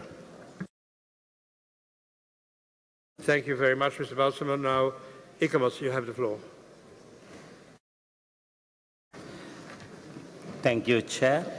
I'm now presenting the Iucn evaluation of Bazan, Congo, which is of the capital of the former Kingdom of Congo in Angola. The text of this evaluation can be found on page 33 of the document INF 8B1. On this evaluation, Iucn has received a letter on factual errors and has acknowledged some of those errors. The town of Bazan, Congo was a political and spiritual capital of the Kingdom of Congo, one of the largest constituted states in southern Africa from the 14th to the 19th century. When the Portuguese arrived in the 15th century, they found Bazan, Congo to be a large-scale urban center built using local materials, to which they added stone buildings constructed using Western methods, including several churches. Bazan, Congo is situated in the northern western Angola, near the mouth of the Congo River, the province of Zaire. The nominated property is located in Sagrada Esperança district, close to the airstrip built by the Portuguese. The town of Banza-Congo occupies a summit of one plateau at an altitude of 570 meters above sea level with a distinctive morphology which was instrumental in the town becoming the cradle of the kings of Congo. The nominated property primarily reflects the political, symbolic, ritual, and religious attributes of a capital of the former Kingdom of Congo. Those attributes include the royal domain and the royal residence, Lumbu, located on the site of the old royal palace. The new royal palace, built in 1901 in the political and spiritual area of Lumbu and refurbished in 1980, has become the Museum of the Congo Kings. Nearby are the house of the King's Secretary and the precinct of the Secretary Yalankungu, in whose shade the sovereigns deliver justice. The attributes of the property also include the royal cemetery and the royal funeral places, Sunjilu for the purification of the remains of the kings, and Pindi Atidi for their embalming. The former Kingdom of Congo constitutes a point of reference and a place of remembrance for the whole Kikongo culture. A series of built and archaeological attributes represent social and Christian life of the kingdom after the arrival of the Portuguese. Succeeding the Cathedral of the Holy Saviour, Kulumbimbi, built in the 16th century, and the College of the Jesuit, Tadi Diabukiwa, 17th century, a series of buildings were erected after the Renaissance of the town at the end of the 19th century, including the new cathedral, Nossa Senhora da Conceição, and the Baptist Evangelical Church. The property also includes some dwellings which conserve the characteristic traits of the typical 19th and 20th century Congo house denominated Nzo. In its evaluation, ICOMOS considers that the comparative analysis justifies consideration of this property for the World Heritage List and that the condition of integrity and authenticity have been met. ICOMOS also considers that the property meets criteria 2 and 4. Criterion 4 was not put forward by the state party, but was considered by ICOMOS to be appropriate on the grounds that the political and religious center of Banza-Congo is an outstanding example of an architectural ensemble that illustrates, as nowhere else can in sub-Saharan Africa, the profound changes that emanated from the introduction of Christianity and the arrival of the Portuguese into Central Africa in the 15th century. Events that influenced not only religion but also trade, learning, and contact between Central Africa and Europe, particularly Italy and Portugal. ICOMOS also considers that the boundaries of the nominated property and of its buffer zone are adequate and that the legal protection is in place is globally adequate. In conclusion, ICOMOS recommends that Banza-Congo be inscribed on the World Heritage List on the basis of criteria 3 and 4, and that the state part gives consideration to completing the dismantling of the telecommunications antennae, removing the airstrip runway, and undertaking a detailed archaeological investigation to identify the location of graves, former churches, and other remains linked to the historic center, confirming that the transversal management system is functioning, specifying the human and material resources made available to those in charge of the system, providing details of actions, persons responsible, and funding of the conservation intervention system, finalizing the historic center urban regulation plan, devising a tourism management strategy, drawing up specific monitoring indicators based on the outstanding universal value, and submitting to the World Heritage Center and to ICOMOS by the 1st December 2019, a report on the implementation of the recommendations set out above. ICOMOS further recommends the fostering of collaboration with other countries on research into sites in the former Congo Kingdom to explore whether other places and dimensions of this kingdom could have the potential to be inscribed on the World Heritage List to reflect, for example, its involvement in the slave trade or in its extensive trading activities. Thank you. Thank you very much, Iucn, for your presentation. Now, we have 5 minutes until 6:30. We still have some announcements to be made. I'll start taking the floor, asking delegations to take the floor, but then we'll keep the list of those delegations that have requested to speak for tomorrow morning. So I'll take the first inscription. Who wants the floor? Burkina Faso, you have the floor.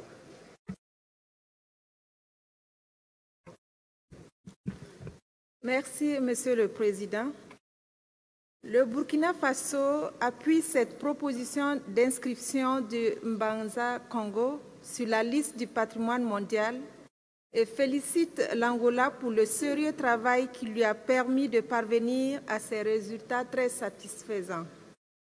Les vestiges de Mbanza Congo évoquent l'importance politique et symbolique du royaume dans son territoire et son rôle comme portail du monde chrétien sur le continent africain.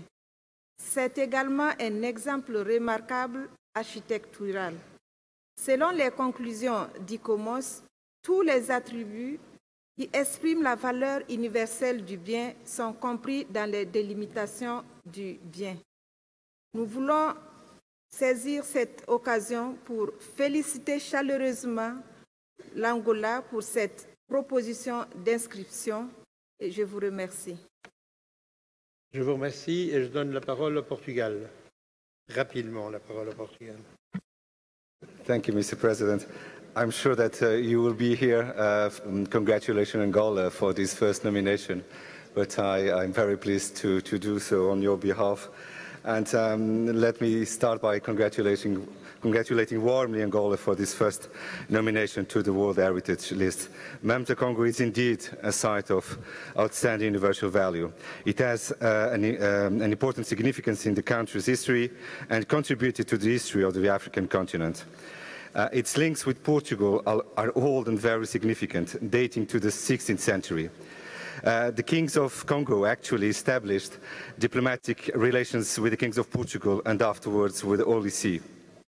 We are especially pleased that an archaeological mission for Portugal, led by an expert actually of our delegation who is with us today, has also contributed to better knowledge, to the better knowledge of the property and support of the Mbanza Congo nomination.